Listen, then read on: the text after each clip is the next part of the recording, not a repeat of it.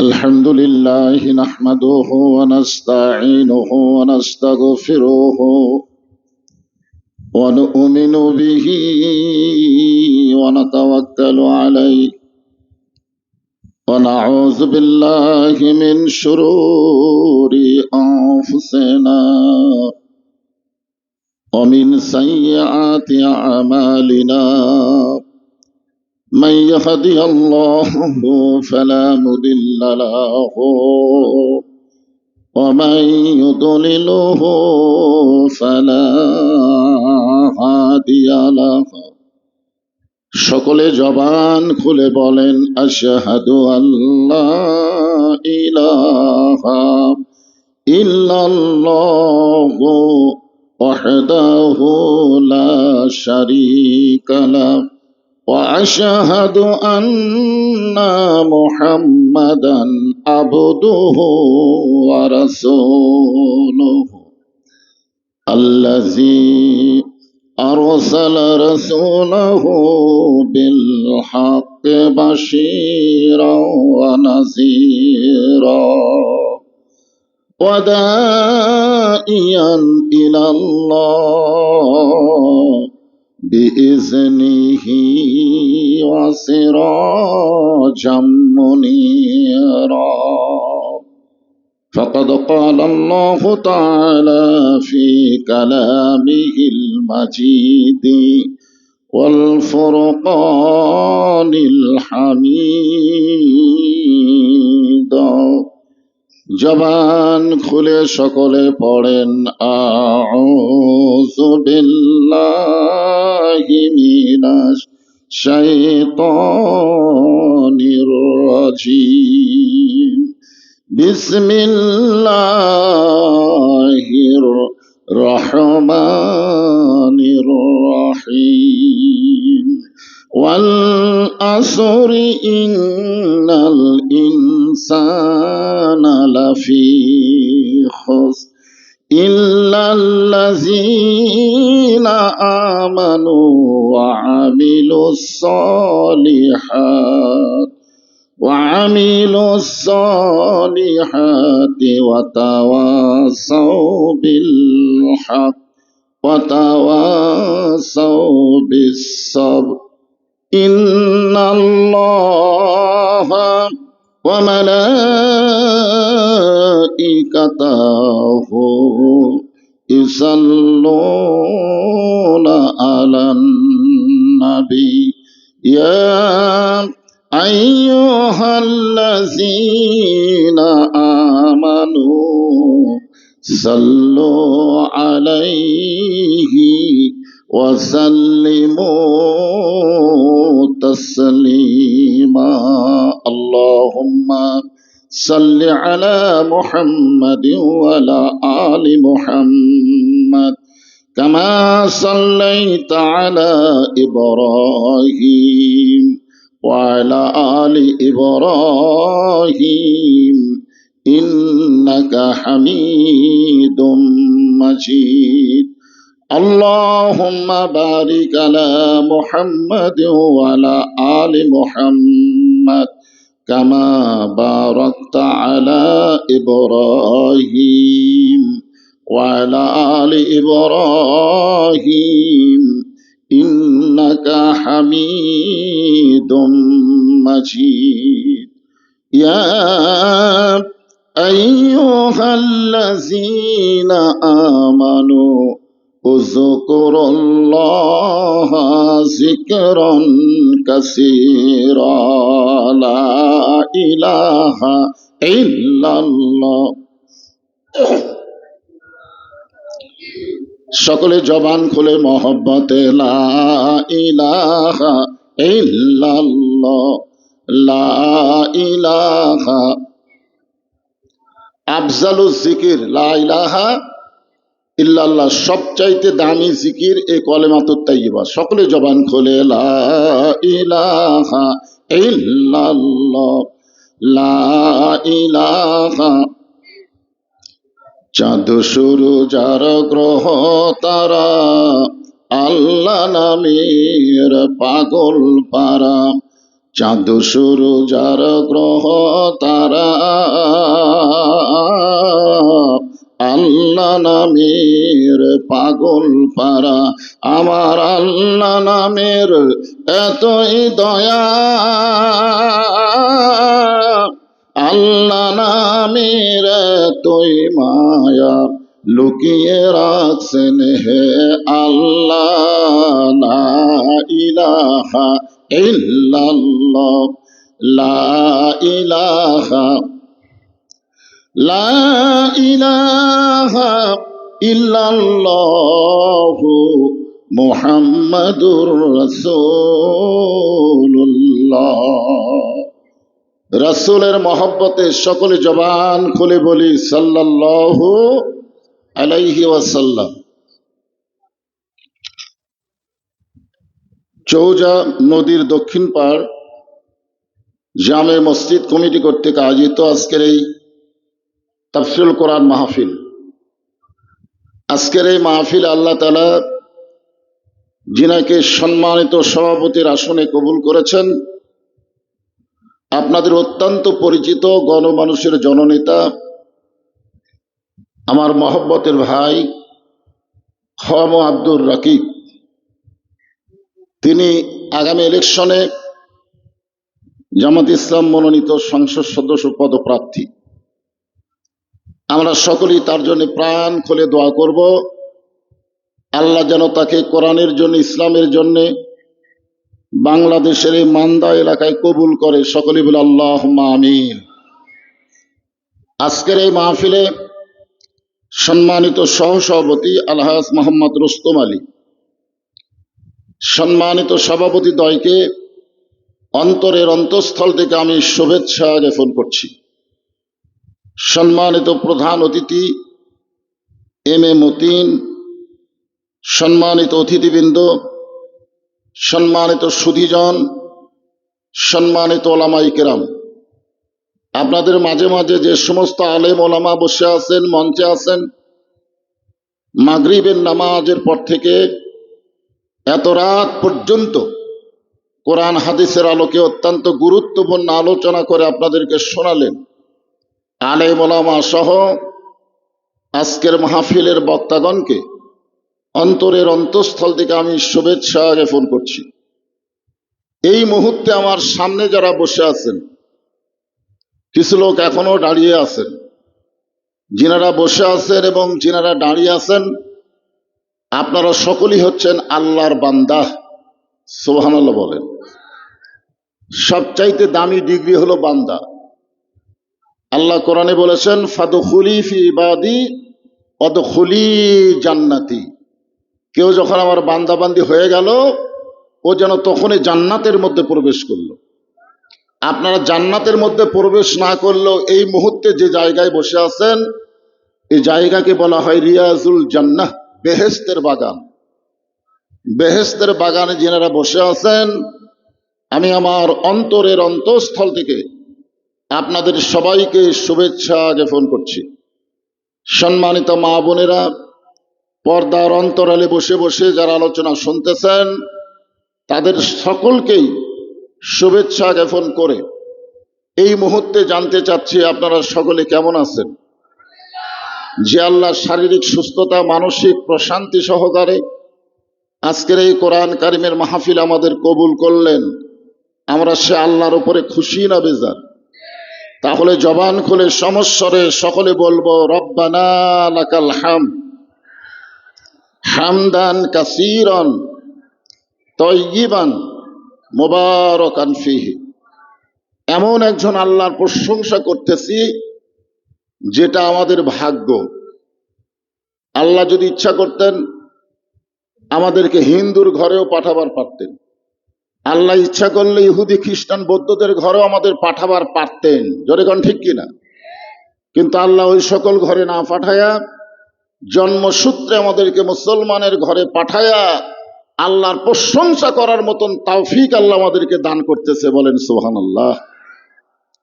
আমরা ভাগ্যগুণ আল্লাহ পেয়েছি, আর আল্লাহ আমাদেরকে দুনিয়াতে মুসলমানের ঘরে কবুল করেছেন, যার কারণে আমরা পরিচয় দিবার পারতেছি আমরা কি মুসলমান। জোরে বলেন আমরা কি? মিল্লাত আবিকুম ইব্রাহিম হুয়া সাম্মাকুমুল মুসলিমিন। আমাদের জাতির পিতা হযরত ইব্রাহিম, যিনি আমাদের নাম রেখেছে মুসলমান, আমরা সেই মুসলমান। সুবহানাল্লাহ বলেন। খুশি না বেজার? আমরা আল্লাহর দরবারে হাজারো শুকরিয়া জ্ঞাপন করছি যে আল্লাহ আমাদেরকে দয়া করে রহম করে বিশ্ব নবীর উম্মাত হিসাবে আমাদেরকে কবুল করেছেন। আমরা আল্লাহর দরবারে শুকরগুজার করছি যে কোরআন নামক একটা কিতাব আল্লাহ আমাদেরকে দান করেছেন, যেই কিতাবের প্রথমেই আল্লাহ বলেছেন জালিকাল কিতাবুল লা রাইবা ফিহি হুদাল লিল মুত্তাকিন। মুত্তাকিদের জন্য আল্লাহর কোরআন হলো হেদায়েত স্বরূপ, যার মধ্যে কোনো সন্দেহ। আমি সেই কোরআনের একটা ছোট্ট সূরা আপনাদের সামনে তেলাওয়াত করেছি। সূরাটার নাম হলো আসর। নাম কি? আসর শব্দের অর্থ হলো সময়। সময় অত্যন্ত গুরুত্বপূর্ণ একটা বিষয়।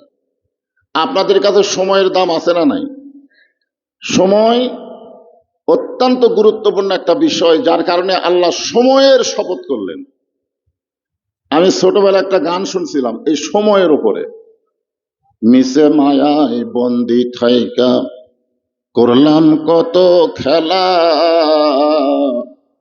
পশ্চিমে তাকায়া দেখো তোমার ডুইবা গেছে বেলা। বেলা শব্দের অর্থ কি? আর বেশি বেলা নাই রে, এরকম কথা বলি না আমরা? বেশি বেলা নাই রে মানে কি? বেশি সময় নাই। এক পলকের নাই ভরসা, মিশে সকল আশা, কখন বুঝি দারুণ ঝড়ে ভাঙবে তোমার বাসা। সময় অত্যন্ত গুরুত্বপূর্ণ একটা বিষয়। আল্লাহ সেই সময়ের শপথ করলেন। আপনারা বলেন তো, বর্তমান যে সময় আমরা অবস্থান করতেছি এই সময়টা কেমন? আলহামদুলিল্লাহ, এইটাই ভালো। বর্তমানে যে সময় আপনারা বসবাস করতেছেন এই সময় খুব ভালো। আলহামদুলিল্লাহ তো বলেই ফেলে দিচ্ছেন। তাহলে নাউজুবিল্লাহ কখন কবেন? না না, শোনেন, এক একটা কথায় এক একটা তাসবিহ আছে না নাই? ভালো কিছু আলহামদুলিল্লাহ, সুবহানাল্লাহ। খারাপ কিছু ইন্নালিল্লাহ। জোরে খান ঠিক কিনা? নাউজুবিল্লাহ আছে না নাই? সবই তো আল্লাহরই। নাউজুবিল্লাহর মধ্যে আল্লাহ আছে না নাই? সুবহানাল্লাহর মধ্যে আল্লাহ আছে না নাই? আলহামদুলিল্লাহর মধ্যে আল্লাহ আছে না নাই? ইন্নালিল্লাহর মধ্যে আল্লাহ আছে না নাই? সবগুলোই তো আল্লাহ। তো কখন সুবহানাল্লাহ, কখন আলহামদুলিল্লাহ, কখন ইন্নালিল্লাহ, কখন নাউজুবিল্লাহ, এইটা আমাদের শেখা লাগবে। আমার এক দাদা ছিল, ছোটবেলায় দেখেছি কেউ মরলেই বলতো আলহামদুলিল্লাহ, মরার খবর শুনে কে আলহামদুলিল্লাহ। তখনকার মানুষেরা বোঝেনি, কেউ লোকমাও দেয়নি। একজন লোকমা দিয়ে বলে, মুরব্বী, মানুষ মরলে ইন্নালিল্লাহ বলতে হয়, আপনি আলহামদুলিল্লাহ বলেন কেন? বলে আলহামদুলিল্লাহ বলার কারণ হলো 2 মাস হলে কেউ মরে নাই, আমার দাওয়াতও নাই। মানুষ মরলে আমি দাওয়াত পাই। তো মানুষ মরার পরে যারা দাওয়াত পায় তারা তো খুশি হয়। জোরে খান কথা ঠিক কিনা? এই জন্য ইন্নালিল্লাহর জায়গায় আলহামদুলিল্লাহ কয়। বর্তমান যে সময় আমাদের বাংলাদেশে চলতেছে, ইমানদারের জন্য, মুসলমানের জন্য এই সময়টা খুব একটা ভালো চলতেছে না। জোরে খান কথা ঠিক কিনা? আমি বুঝাই দিলে আপনারা বুঝবেন। ছোট্ট একটা বাচ্চা নিয়ে এসে বলে, হুজুর দোয়া করেন। খুবই কান্দে। এই সময়ে দোয়া করি, আয়াতুল কুরসি পড়ে, কিন্তু কান্না থামে না। 2 দিন পরে পানি নিয়ে এসে, হুজুর দোয়া দরুদ পড়ে একটু ফোঁফা দেন, পানি খাওয়াবো। কান্না বেড়ে গেছে। কোরআন শরীফের সূরাতুশ শিফা, সূরা ফাতিহা, সুবহানাল্লাহ বলেন, সূরা ফাতিহা ফালাক নাস পড়ে ফু দিলাম। কয়েকদিন পরে এসে বলতেছে বর্তমান সময়ে দোয়া দরুদের আর কোনো দাম নেই। বর্তমান সময়ে দোয়া দরুদ আর হচ্ছে না। আমার মনটা খুবই খারাপ হলো। তাহলে দোয়া দরুদ এই সময় চলবে না? কয়েক মাস পরে দেখা হলো, মা তোমার বাচ্চাকে আগের মতো কান দেখা আর কান্দে না। তো কান্না থামলো কোন দোয়ায়? বলে যখনই কান্দে তখন আর বাপ মোবাইল চালু করে দেয়। মোবাইল চালু করে দিলে আর কান্দে না। তাহলে বর্তমান সময়ে বাচ্চাদের কান্না থামানো হচ্ছে কি দিয়ে? দোয়া দরুদ দিয়ে না মোবাইল দিয়ে? কথা বলেন। তাহলে সময়টা খুব ভালো চলতেছে।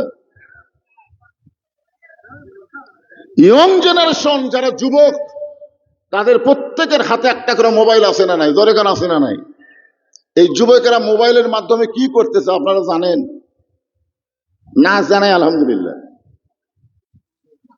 এই সমাজকে পরিবর্তন যার মাধ্যমে করা যাবে তারই তাফসির মাহফিল শুনতে আইছেন, সুবহানাল্লাহ বলে।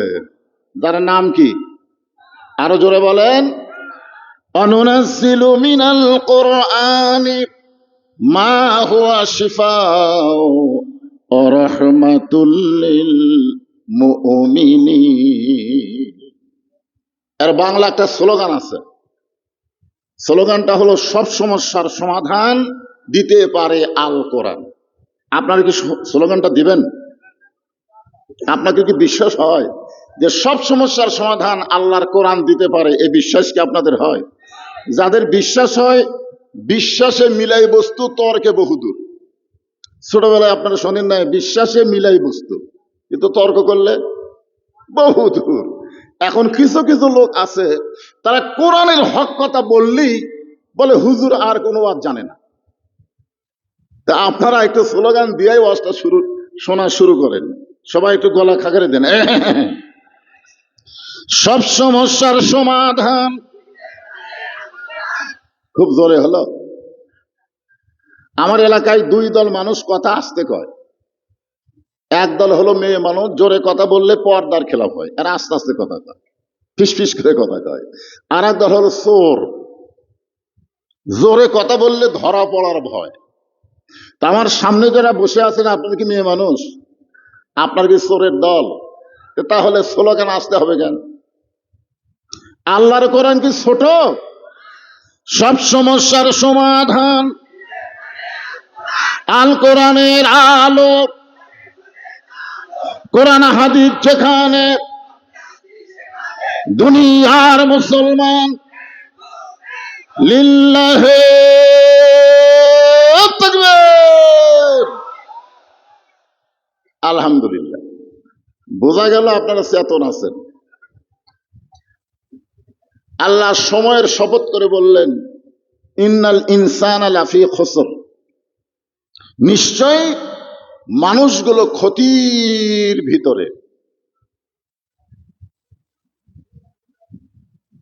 কি লেখছে? আচ্ছা, মানুষগুলো কার ভিতরে? এ কথা কে বলতেছেন? আপনারা একটু মনোযোগ দিয়ে শোনেন তো। এই কোরআনে যেখানে ইবাদতের কথা আল্লাহ বলেছেন, ইবাদতের কথা, সেখানে কিন্তু বলেছেন ওমা খলাকতুল জিন্না ওয়াল ইনসা ইল্লা লিয়াবুদুন। আমি জিন এবং মানুষকে আমার ইবাদতের জন্য সৃষ্টি করেছি। এ কথা কার? কিন্তু যেখানে আল্লাহ ক্ষতির কথা বললেন, এখানে আল্লাহর বলা দরকার ছিল ওই আয়াত অনুযায়ী, ইন্নাল জিন্না ওয়াল ইনসানা লাফি খুসর। নিশ্চয় জিন এবং মানুষ ক্ষতির ভিতরে। কিন্তু আল্লাহ ইবাদতের কথা বলার সময় জিন ইনসান একত্র করলেন, আর ক্ষতির কথা বলার সময় আল্লাহ জিনক বাদ দিলেন, শুধু ইনসানের কথা বললেন। আপনার বলেন তো, ক্ষতির কথা বলার সময় আল্লাহ জিনক বাদ দিয়ে শুধু মানুষের কথা বললেন কেন? আপনারা কি জানেন? না জানলেন ডাইরেক্ট বলবেন জানি না। জোরে বলেন, আরো জোরে, জোরসে বলুন। যাই বলতেছে মুখ খুলতেছে না, আমি মনে হয় জানি। অনেকের জানি না বলতে শরম লাগে। এই জানি না কেমনে বলবো? যার কারণে গোয়ার্তনি করে একটা কথা বলে, হয় হোক, না হয় না হোক, কিন্তু একটা বলবেই। এর নাম আমাদের বগুড়াতে বলে তেড়ে। তেড়ে, তেড়া, তেড়া, তেড়া বোঝেন না? বেকা তেড়া। আজকে আপনারা এখানে এত রাত ধরে চেতন আছেন, জেগে আছেন, কারণ কি? বক্তার কাছ থেকে কোরআনের মাধ্যমে, হাদিসের মাধ্যমে কিছু জানবেন, ঠিক কিনা বলেন? হ্যাঁ।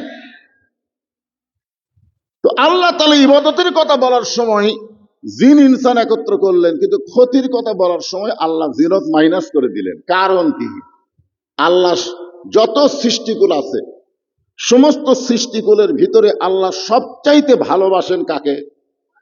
এ কথা জোরে বলা লাগবে। আমরা মানুষের দল, তাহলে আল্লাহ আমাদেরকে ভালোবাসে, কথা জোরে বললে কি পাপ হবে? পৃথিবীর যত সৃষ্টিকুল আছে, সমস্ত সৃষ্টিকুলের কাছে মানুষ যে সেরা, এটা আল্লাহ 4টা শপথ করে বলেছেন। কয়টা? আমরা মিথ্যা কথা বলি, কথায় কথায় শপথ করি। ভোটের আগে এসে দেখবেন অনেক নেতারা শপথ করবে। শপথ করবে না? এখন শপথ করবে না? শপথ করলে সবাই জানে লোকটার মিথ্যা কথা বলবে না। কিন্তু আপনারা বলেন তো আল্লাহ কি মিথ্যা কথা বলে? তাহলে আল্লাহর শপথ করার কারণ কি? তাও একটা দুইটা না, চারটা। অতীন, অজাইতুন, অতুরি সিনিন, ওয়াহাজাল বালাদিল আমিন। এরপরে আল্লাহ বলতেছেন লাকাদ খলাকনাল ইনসানা ফি আহসানি তাকবীহ। মানুষের চেহারাকে আমি সবার চাইতে সুন্দর করে সৃষ্টি করেছি, বলেন সুবহানাল্লাহ। এজন্য একটা গজল আছে, যারা পারেন তারা হো করবেন, যারা না পারেন তারা শুনবেন। আদর করে মানুষ আল্লাহ বানায়া কেমনে দিবেন ক্ষতির মধ্যে ফেলিয়া। আল্লাহর যত সৃষ্টি আছে সবচাইতে আদর করে আল্লাহ তাকে সৃষ্টি করেছেন। এই সৃষ্টির নাম হলো ইনসান। সৃষ্টির নাম কি? আল্লাহ আদমকে তৈরি করে ফেরেশতা দিয়ে কি করায় নিছে? তাহলে সবাই জানেন এটা কার কথা? উসজুদু লি আদামা, আদমকে সেজদা করো। সবাই সেজদা করলো, কিন্তু ফেরেশতাদের মধ্যে একজন ছিল, সে সেজদা করলো না। এর নাম ছিল আজাজিল। নাম কি? পাঁচজন শ্রেষ্ঠ ছিল: জিব্রাইল, মেকাইল, ইসরাফিল, আজরাইল, আজাজিল। দেখেন তো নামের মিল আছে না নাই? ও বেটা সেজদা করলো না। তা আল্লাহ বললেন ইবলিস, আল্লাহ আজাজিল আর ডাকলেন না। ইবলিস দেখতে বললেন ইবলিস, সবাই আদমকে সেজদা করলো, তুই কেন করলি না? ইবলিস বলতেছে আল্লাহ, যেই মাথা আপনাকে সেজদা করে, যেই কপাল আপনাকে সেজদা করে, আপনি ছাড়া অন্য কাউকে সেজদা করব না। আপনার বলেন তো ইবলিসের কথা ভালো না খারাপ? খারাপ কোথায় দেখলেন? না, কথার কথা বলতেছি, কথাটা ভালো না। আপনার বলেন তো আল্লাহ কি খালি মুখের কথা বোঝে না অন্তরে বোঝে? আল্লাহু আলিমুম বিজাতিস সুদূর। আল্লাহ ইবলিসের অন্তরের দিকে তাকায় দেখে আদমকে সেজদা না করার পিছনে ইল্লা ইবলিসা আবা ওয়াস্তাকবার, অহংকার। আল্লাহ বলেন ইবলিস বের হয়ে যা, আমার রহমতের এরিয়ার মধ্যে তুই আর থাকতে পারবি না, তুই বের হয়ে যা। ইবলিস যাওয়ার সময় বলতেছে আল্লাহ আমি তো যাবই, আপনি যখন থাকতে দিবেন না আমার থাকাও হবে না, কিন্তু আমি যাওয়ার আগে আপনাকে একটা প্রশ্ন করবার চাই। আল্লাহ বলে কি প্রশ্ন? বলে আমার প্রশ্নটা হলো আল্লাহ বড় না আদম বড়? আপনার বলেন তো এটা একটা প্রশ্ন সাইজ হলো? আল্লাহু আকবার শব্দের অর্থ কি? কত বড়? না, সেটা একটা এরিয়া আসেনি। লাইলাতুল মিরাজে নবী যখন সাহাবীদের সামনে মিরাজ সম্পর্কে বলতেছিলেন, তখন একজন সাহাবী বললেন ইয়া রাসূলুল্লাহ, আল্লাহর সঙ্গে কি আপনার দেখা হয়েছে? আপনি যুদ্ধ গমন করলেন, আল্লাহর সাথে কি আপনার দেখা হয়েছে? তখন আল্লাহ নবী বললেন, এভাবে হাত দেখায় বললেন, কি দেখতেছো? বলে এটা হলো একটা ধনুক। বলে এক পাশে আল্লাহ, এক পাশে আমি ছিলাম। সুবহানাল্লাহ বলেন। তো সাহাবীরা বললেন ইয়া রাসূলুল্লাহ, কোন জায়গায় আল্লাহর সাথে আপনার সাক্ষাৎ হলো, কোন জায়গা? তো বলতেছে আরশে আজিম। সাহাবীরা বললেন ইয়া রাসূলুল্লাহ, আরশে আজিম বড় না আল্লাহ বড়? মানে একটা জায়গার মধ্যে তো আল্লাহর সাথে রাসূলের সাক্ষাৎ হয়েছে, তো যে জায়গার মধ্যে সাক্ষাৎ হয়েছে জায়গা বড় না আল্লাহ বড়? এখন আপনারা কি বলবেন, কোনটা বড়? এরপরও আল্লাহ বড়? তাহলে আল্লাহ আটলো কিভাবে? সবকিছুর থেকে যদি আল্লাহ বড় হয়, তাহলে আল্লাহ আছে কোন জায়গায়? একটা জায়গায় তো আল্লাহ আছে, আছে না নাই? কথা বলে না, আছে না নাই? তাহলে যে জায়গায় আল্লাহ আছে, সেই জায়গায় কি আল্লাহর চাইতে বড় না ছোট? মানবার চাচ্ছেন না। ইবলিস প্রশ্ন করলো যে আল্লাহ আদম বড় না আল্লাহ বড়? তা আল্লাহ বলতেছে ইবলিস তোমার কি মনে হয়? শয়তান বলতেছে আমি 6 লক্ষ বছর আপনাকে সেজদা করলাম, আর আদমকে শুধু একটা সেজদা করিনি। কয়টা? তাহলে একটা সেজদা না করার কারণে আমার 6 লক্ষ বছরের সেজদার খবর কি? 6 লক্ষ বছর কাক সেজদা করছে, আর আদমকে কয়টা করেনি? তাহলে একটা সেজদা না করার কারণে আমার 6 লক্ষ বছরের সেজদার খবর কি? একটা করিনি, তারই জন্য যদি আমাকে বার করে দেন, তাহলে আমার 6 লক্ষ বছরের সেজদার কি খবর? তখন আল্লাহ বললেন, ইবলিস, আমি আল্লাহ আদমকে এত ভালোবাসি, আমার চাইতেও অনেক বেশি, একটা সেজদা না দেওয়ার কারণে তোর 6 লক্ষ বছরের সেজদা আমি আল্লাহ বাতিল করে দিয়েছি। এরপরে সুবহানাল্লাহ তারা বললেন না, তারা আমার কথা বুঝবার পারেননি। আমি আল্লাহ আদমকে এত ভালোবাসি, আমার চাইতে অনেক বেশি, আল্লাহর চাইতে আল্লাহ আদম জাতকে বেশি ভালোবাসে। একটা সেজদা না করার কারণে 6 লক্ষ বছরের সেজদা বাতিল করেছে। আর সেই মানুষকে আল্লাহ বলতেছেন, ইন্নাল ইনসানা লাফি খুসর, নিশ্চয় মানুষগুলো ক্ষতির ভিতরে। আপনার বলেন তো, এই কথা বলার পিছনে কারণ আছে না? অত্যন্ত ভালোবাসে বাবা সন্তানকে। সন্তানের লাভের চাইতে ক্ষতি কিন্তু বাবার চোখে বেশি পড়ে। বর্তমান সময়ে সন্তান একটা ব্যবসা করতেছে, বাপ যায় বলতেছে, এই তোর লাভ হবে, তোর লাভ হবে। সন্তান রাগ করে বলে, বাবা সবাই বলে এই ব্যবসায় আমার লাভ হবে, আর আপনি কোন লাভ হবে প্রশ্ন করেন? তার মানে বাপ বলতেছে, আমি তো লাভের চাইতে ক্ষতি বেশি দেখতেছি। তুই যদি ব্যবসা করতেছিস, জনগণ বাকি খাবে, টাকা চাইলেই ফিটন দিবে। বর্তমান সময়ে বাকি চাইলে মানুষ গরম হয়ে যায়। ধরে কোন কথা ঠিক কিনা? কথা বলেন।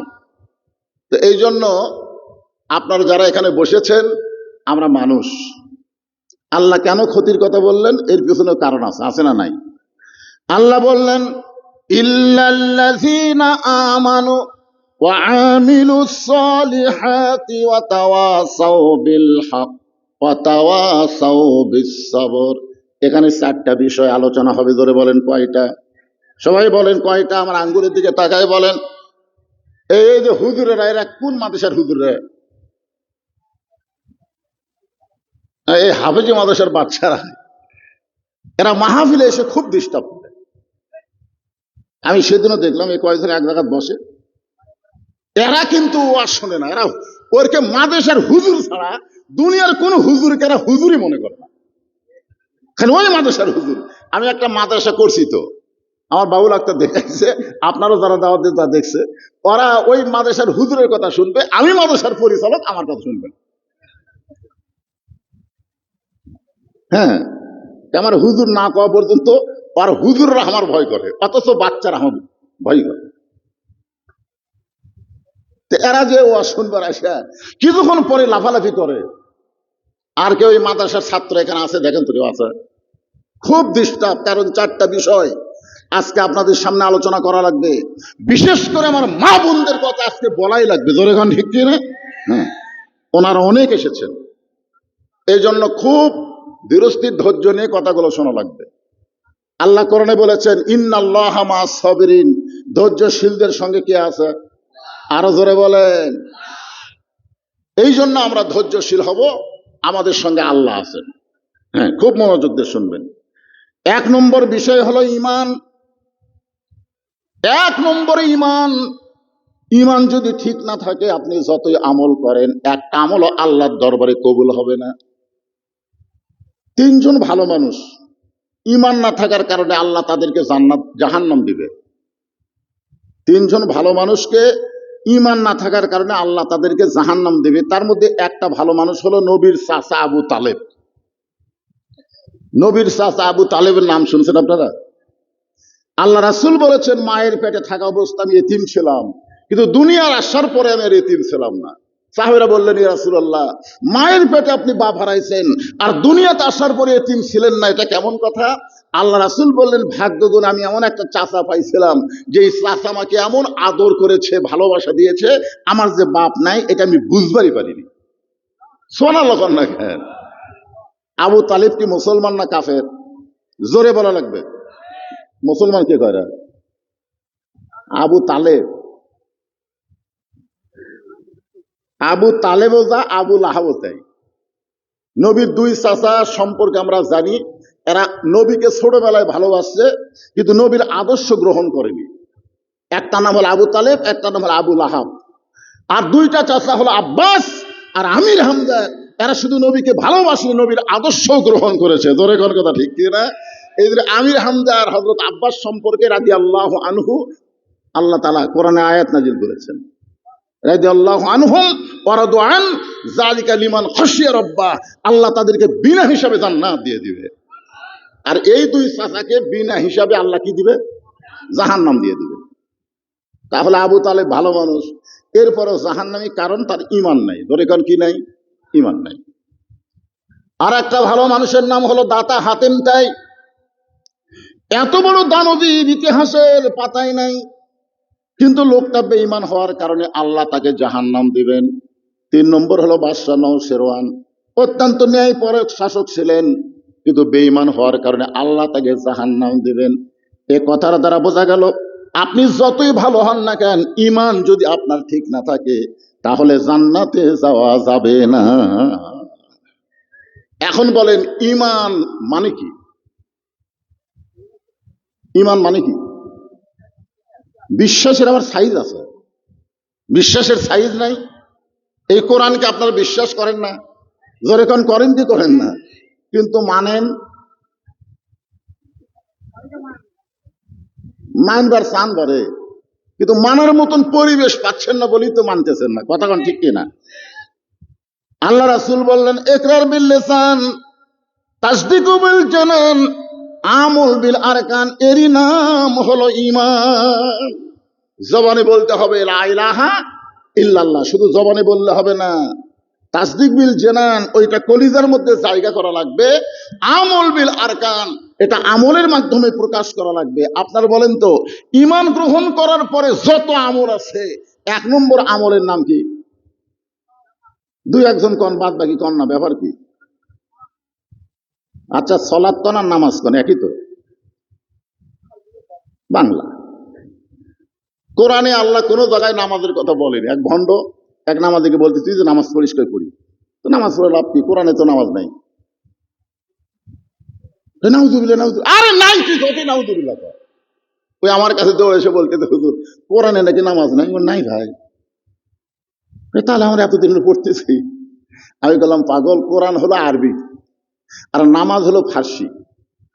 আরবির মধ্যে ফার্সি নাই তো, ওখানে সলাত আছে, সলাত। কোরআনে যতবার নামাজের কথা বলা হয়েছে, প্রত্যেকবারে আল্লাহ সলাতের কথা বলেছেন। জোরে কোন ঠিক কিনা? হ্যাঁ, সলাত মানে আমরা নামাজ বলি। যেরকম দোজক বলি, দোজক, কোরআনে কিন্তু দোজক নাই, কোরআনে বেহেশত নাই। কোরআনে জান্নাত আছে, জাহান্নাম আছে, আমরা বলি বেহেশত, দোজক। আমরা যে রোজা বলি, রোজা, রোজা কিন্তু কোরআনে নাই। কোরআনে আছে সিয়াম, রমজান। জোরে কোন ঠিক কিনা? হ্যাঁ। তো আমার ভাইরা বলছে সালাত, আপনার বলতেছেন নামাজ। যাই হোক, যেটা আমরা বুঝি সেটাই বলি। যে আমল না করলে ঈমানই থাকে না, সে আমলের নাম হলো নামাজ। আল্লাহ রাসূল বলেছেন, লা সালাত লা ঈমানা, যার নামাজ নাই তার ঈমান নাই।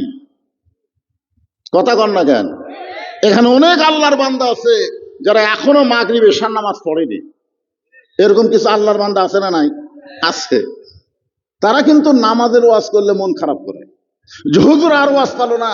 আপনার বলেন তো, নদীর পাড়ে মসজিদকে কেন্দ্র করে আজকের এই জান্নাতের বাগান লাগছে। জোরে কোন কথা ঠিক কিনা? তো মসজিদ বানায় রাখছেন কি জন্য? নামাজের জন্য না?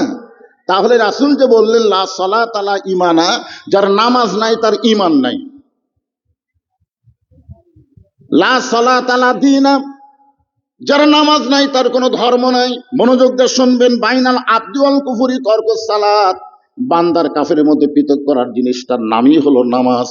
যারা নামাজ পড়ে তারা আল্লাহর বান্দা, আর যারা নামাজ পড়ে না তারা হলো কাফের। একজন আমাকে বলতে, হুজুর আমি না হয় 5 ওয়াক্ত পড়ি না, আমি কি জুম্মা পড়ি না, তাহলে আমি কি বেনামাজি? বললাম, শুধু জুম্মার নামাজ পড়ো, তোমার খবর আছে। বলে, কি খবর?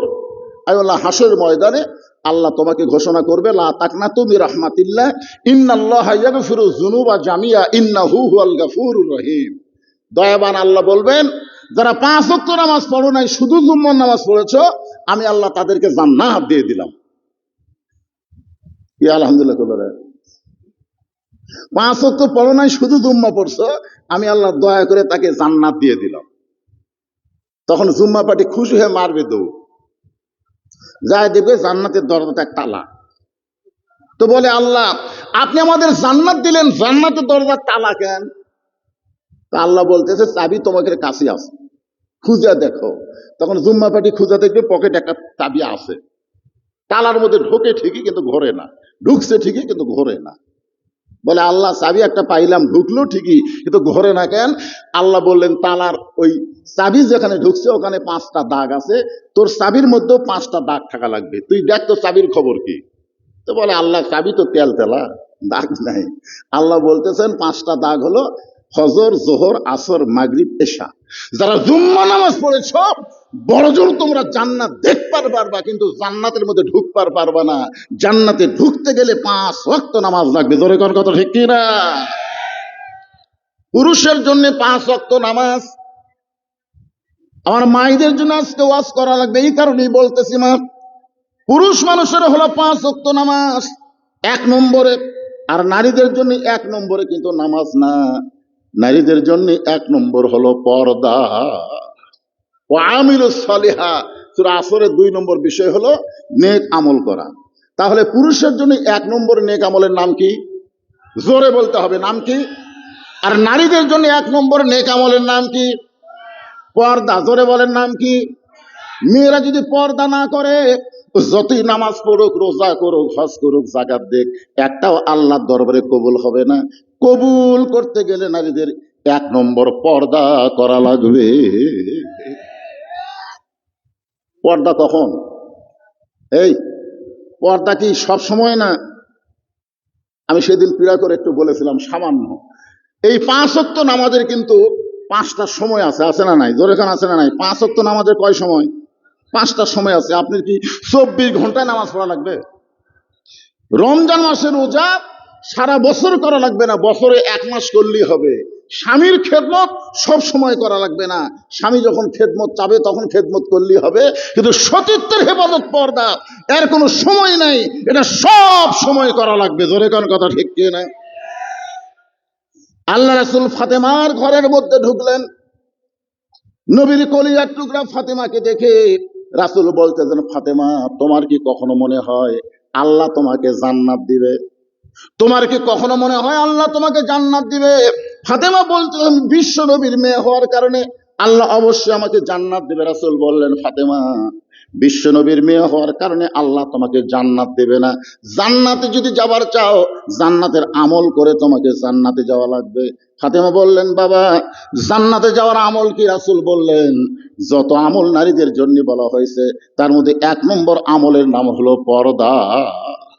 সঙ্গে সঙ্গে ফাতেমার কাছে একটা ওড়না ছিল, এই ওড়নাটা মাথার উপর দিয়ে দিল, দিয়ে বলল, বাবা এই মুহূর্ত থেকে আমি ফাতেমা পর্দার ভিতরে ঢুকে গেলাম। এমন ভাবে পর্দার আমল শুরু করেছে যে এক সময় আল্লাহ তাআলা নবীকে জানাই দিল, ওগো নবী, আমি আপনার কলিজার টুকরা ফাতেমার পর্দা দেখে খুশি হয়ে একটা রেজাল্ট দিলাম। বলে রেজাল্টটা কি? সাইয়্যিদাতুন নিসায়ে আহলিল জান্নাহ ফাতেমাতুজ জোহরা, আমি ফাতেমাকে জান্নাতি নারীদের নেত্রী ঘোষণা করে দিলাম। জোরে বলেন সুবহানাল্লাহ। এই খবর শুনে রাসূল এত খুশি হয়েছে, একে তো মেয়ে, নিজের কলিজার টুকরা, আবার জান্নাতি নারীদের নেত্রী। এই খবর যখন আল্লাহর নবী ফাতেমাকে দেওয়ার জন্য রওনা দিলেন, এমন সময় আল্লাহ পাক জানাই দিল, নবী গো, আপনার মেয়ে ফাতেমাকে আমি জান্নাতি নারীদের নেত্রী বানাইলে কি হবে? আপনার মেয়ের আগে একটা মেয়ে জান্নাতে যাবে। নবী চমকে গেলেন যে আমার ফাতেমা হলো জান্নাতি নারীদের নেত্রী, আর সেই ফাতেমার আগে একটা মেয়ে জান্নাতে যাবে। সেই মেয়েটাকে, সেই মেয়েটাকে আল্লাহ পাক নবীরে জানাই দিলেন, ওই যে একটা পাহাড় দেখতেছেন, পাহাড়ের পাশে একটা জঙ্গল, ওই জঙ্গলের সামনে একটা ঝুপড়ি ঘর, ওই ঘরটা হলো একটা কাঠুরিয়ার ঘর। ওই কাঠুরিয়ার বিবি জামিলাকে আল্লাহ আপনার মেয়ের আগে জান্নাত দিবে। নবী যখন ফাতেমাকে খবর দিলেন, ফাতেমা তুমি জান্নাতি নারীদের নেত্রী, এই খবর দেওয়ার পরে নবী চিন্তা করলেন, আল্লাহ আমাকে খবরদাতা হিসেবে প্রেরণ করেছেন, তাহলে ফাতেমাকে এই খবরটা দিলে কেমন হয়? ফাতেমা, আল্লাহ তোমাকে জান্নাতি নারীদের নেত্রী বানাইছে, কিন্তু তোমার আগেও একটা মেয়ে জান্নাতে যাবে। যেই বলছে তোমার আগেও একটা মেয়ে জান্নাতে যাবে, সঙ্গে সঙ্গে ফাতেমার মন ভাঙ। রাসূল বললেন, আল্লাহ তোমাকে জান্নাতি নারীদের নেত্রী বানাচ্ছে। এইটা শোনার পরে খুশি না হয়ে মন ভার কেন? বলে, আমার আগে কোন মেয়ে জান্নাতে যাবে? যে মেয়েটা আমার আগে জান্নাতে যাবে, ওই মেয়েটার পরিচয় কি? ওই মেয়েটা এখন কোথায় থাকে? ওই মেয়েটা এমন কি আমল করেছে যে আমল করার কারণে আল্লাহ তাআলা আমার আগে তাকে জান্নাত দেবে? রাসূল বললেন, ফাতেমা, ওই যে একটা পাহাড় দেখতেছো? বলে, হ্যাঁ। ওই পাহাড়ের সামনে ছোট্ট একটা জঙ্গলের সামনে ছোট্ট একটা বাড়ি, ওই বাড়িটা হলো একটা কাঠুরিয়ার বাড়ি। ওই কাঠুরিয়ার বিবি জামিলাকে আল্লাহ তোমার আগে জান্নাত দিবে। আপনারা তো দুই একজন সুবহানাল্লাহ করলেন, বাদ বাকি করলেন না। দুই একজন যে সুবহানাল্লাহ করলেন, কিন্তু ফাতেমা সুবহানাল্লাহ পায় না। রাসূল বলে, ফাতেমা, তোমার মনটা এত খারাপ কেন? ফাতেমা বললেন, বাবা, কোন আমলের কারণে ওই কাঠুরিয়ার বিবি আমার আগে জান্নাতে যাবে? রাসূল বলেন, আমি জানি না, যদি জানতে চাও তাহলে তদন্ত করে তুমি জানতে পারবে। এখন কোন আমলের কারণে কাঠুরের বউ ফাতেমার আগে জান্নাতে যাবে, এটা মরদ মানুষের শোনা না লাগলেও মেয়ে মানুষদের শোনা লাগবে। জোরে কোন কথা ঠিক কিনা? আমার মায়েরা আজকে বলেছে যে হুজুর, পুরুষের চাইতে আমরা বেশি আসি, অথচ আমাদের ওয়াজ কম হয়। আজকে মা যারা এসেছেন, কষ্ট করে বসে আছেন, কোন আমলের কারণে একটা কাঠুরের বউ জামিলা ফাতেমার আগে জান্নাতে যাবে, এটা আমাদের শোনা জরুরি। জোরে কোন কথা ঠিক কিনা? আপনারা বলেন তো, মেয়ে মানুষের জন্য ওয়াজ হুজুর আমরা কেন শুনবো? আপনি ওয়াজ শেষ করে কোথায় যাবেন? কথা কন না কেন? বাড়ি যাবেন না? আমি তখন বাড়ি যাই। আমার মা যতদিন জীবিত ছিল ততদিন আমার দরজা খোলা নিয়ে কোনো টেনশন করা লাগেনি। আমার মা যতদিন জীবিত ছিল, কারণ মায়ের ঘরের ধারে গেলেই আমার জুতার শব্দ শুনেই মা চেতন পায়। মা বলে, বাবা আমি চেতন আছি, বউজন থাকিস না, ঘুম নষ্ট করিস না। মা আমার দরজা খুলে দেয়। কিন্তু মা মরে গেল 23 সালে, মরার পর থেকে বুঝতেছি কি যে জ্বালা ভাই। ঠিক মতো যদি দরজা খুলে না দেয়, তুমি যত বড়ই হুজুর হোক, কান নাই। জোরে কোন কথা ঠিক কথা বলেন? তাহলে এখান থেকে বাড়ি যাবেন। বাড়ি যাওয়ার পরে যে মেয়েটা আপনার জন্য দরজা খুলে দিবে, আপনার বিবি, সেই বিবিটা যদি ভালো হয়, তাহলে আপনার ঘর শুধু ঘর থাকবে না, আপনার ভাঙ্গা ঘরকে আল্লাহ জান্নাত বানায় দিবে। আজকে পুরুষ মানুষের বাহিরে শান্তি আছে, ভিতরে শান্তি নাই। বাহিরে কি শান্তি? রে কার বউ রে, এটা কার মেয়ে রে, হাই রে সেই সুন্দর রে, সবগুলো বেড়া দিকে দেয়, বাড়ির মধ্যে ঢুকে দেখে পেতনি, এটি কালি ভরা থসে, এটি হলুদ ভরা থসে, গাও ঘামে একে তেল তেলা হয়ে আছে। তখন মরদ মানুষকে বেড়াই শান্তি রে, বেড়াই শান্তি। আজকে ভিতরে ঢুকে আমরা অশান্তির আগুনে দাও দাও করে জ্বলতেছি। প্রত্যেকটা বাড়ি যেন একটা জান্নাতের অংশ হয়, এই জন্য নারীদের ওয়াজ শুনলে আমাদেরও লাভ আছে। জোরে কোন কথা ঠিক কিনা? তাহলে কোন আমলের কারণে ওই কাঠুরের বউ জামিলা ফাতেমার আগে জান্নাতে যাবে, এটা আমাদের শোনার দরকার আছে না নাই? কারা কারা শুনবেন? দুই হাত তুলে আল্লাহকে দেখান তো দেখি। লিল্লাহে তাকবীর। হাত নামান, শুনবেন আপনারা সবাই। কিন্তু এখানে ওঠার পরই ওদের পিরাকের মতো আমাকে বলছে, হুজুর এই গামছার আদায়, ব্যাগের আদায় এখন হয়নি। আমি কিন্তু এখানে ওঠার পরপরই আমাকে স্লিপ দিছে, কিন্তু আমি তখন আপনাকে কইনি। আমি চিন্তা করলাম 2-4 জন লোক যদি ওঠা শুরু হয় তখন আমি বলবো, কিন্তু উঠতেছে না কেউ, ওরা আরো দাঁড়িয়ে থেকে শুনতেছে। এতে মনে হচ্ছে আজকে আপনারা আলোচনা শুনবেন, এবং সূরা আসরের 4টা বিষয় আমি আপনাদের সামনে পুঙ্খানুপুঙ্খ আলোচনা করব। শুনতে রাজি আছেন তো? ইন্নাল্লাহা মা'আস সাবিরিন, ধৈর্যশীলদের সঙ্গে কে থাকে? আল্লাহ থাকে। আমরা ধৈর্যশীল হয়ে আলোচনা শুনবো। মনে করব আজকের এই মাহফিল আমার জীবনের শেষ মাহফিল হতে পারে। ধরে কোন কথা ঠিক কিনা? এই জন্য ভলেন্টিয়ার ভাইদের বলতেছি, মাত্র 5 মিনিট টাইম দেওয়া হয়, মাত্র 5 মিনিট। এই 5 মিনিটের মধ্যে আপনার সবার কাছে ব্যাগ নিয়ে যাবেন, মায়েরা মায়েদের মধ্যে আদায় করবে, সেখানেও আদায় হবে 5 মিনিট। এই ব্যাগের আদায়, গামছার আদায় হবে। আপনারা পকেট থেকে 10 টাকা, 20 টাকা, 50 টাকা, 100 টাকা, যে যা পারেন আল্লাহর রাস্তে দান করবেন। এই উঠি নাই, শুধু ভলেন্টিয়ার ছাড়া। আপনি যদি উঠতে চান, ব্যাগের আদায় হয়ে যাক, তারপর উঠে যান, কোনো সমস্যা নেই। হ্যাঁ, এই জন্য এই ব্যাংলে নামছো গামছা কেড়ে ভাই, এখন ব্যাগের দিয়ে আদায় হয় রে।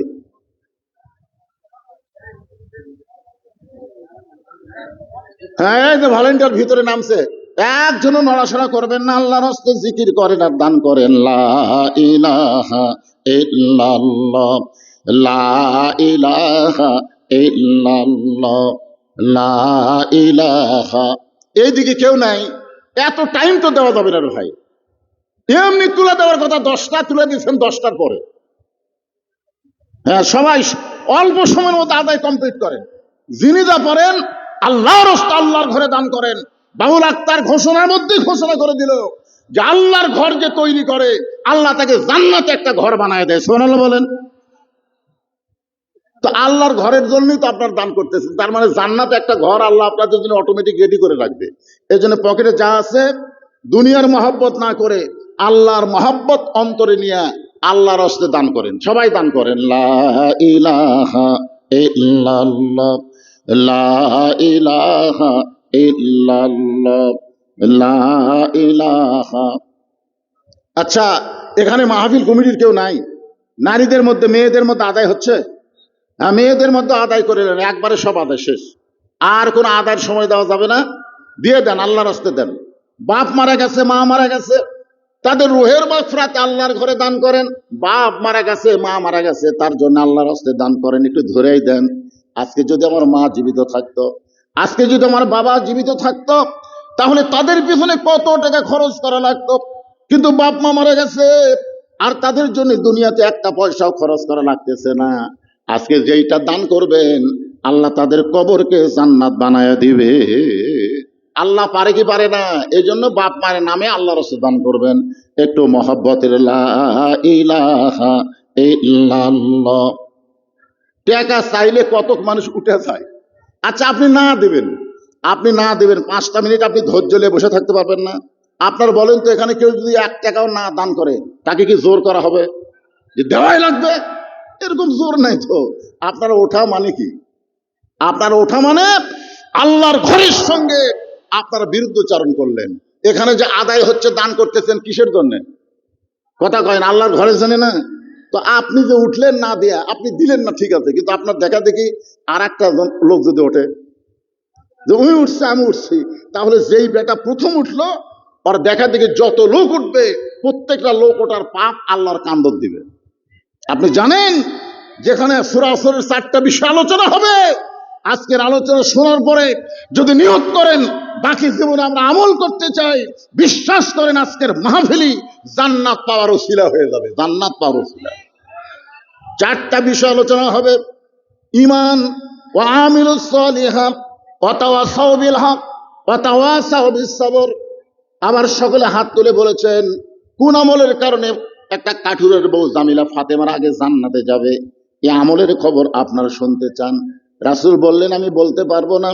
ও ফাতেমা, তুমি যদি জানতে চাও তাহলে তদন্ত করে জেনে নাও। পরদিন আসরের নামাজের পরে ফাতেমা চুপি চুপি জামিলার বাড়ির দিকে রওনা দিলেন। কারণ মেয়েরা যখন রাস্তা চলবে মেয়েদেরকে শোরগোল করে রাস্তা চলা যাবে না। আল্লাহ কোরআনে বললেন অকরনা ফি বুয়ুতিকুন্না ওয়ালা তাবাররুজনা তাবাররুজাল জাহিলিয়াতিল উলা। রে মেয়েরা, তোমরা ঘরের মধ্যে থাকো, তোমরা ঘরের বাহির হও না। কোনো প্রয়োজনে যদি ঘরের বাহির হও তাহলে ঘরের পরিবেশ নিয়ে তোমাদেরকে বের হওয়া লাগবে। ওই জাহিলি যুগের মেয়েদের মতন সাজুগুজু করে চিল্লা চিল্লি করে তোমরা রাস্তায় চলতে পারবে না। মেয়েরা যখন রাস্তা চলবে সেই মেয়েটা যদি মুমিন হয় তাহলে তাকে চুপি চুপি রাস্তায় চলা লাগবে। হুকুম কার? জোরে বলেন। ফাতেমা চুপি চুপি ওই কাঠুরের বউ জামিলার বাড়ির দিকে রওনা দিলেন।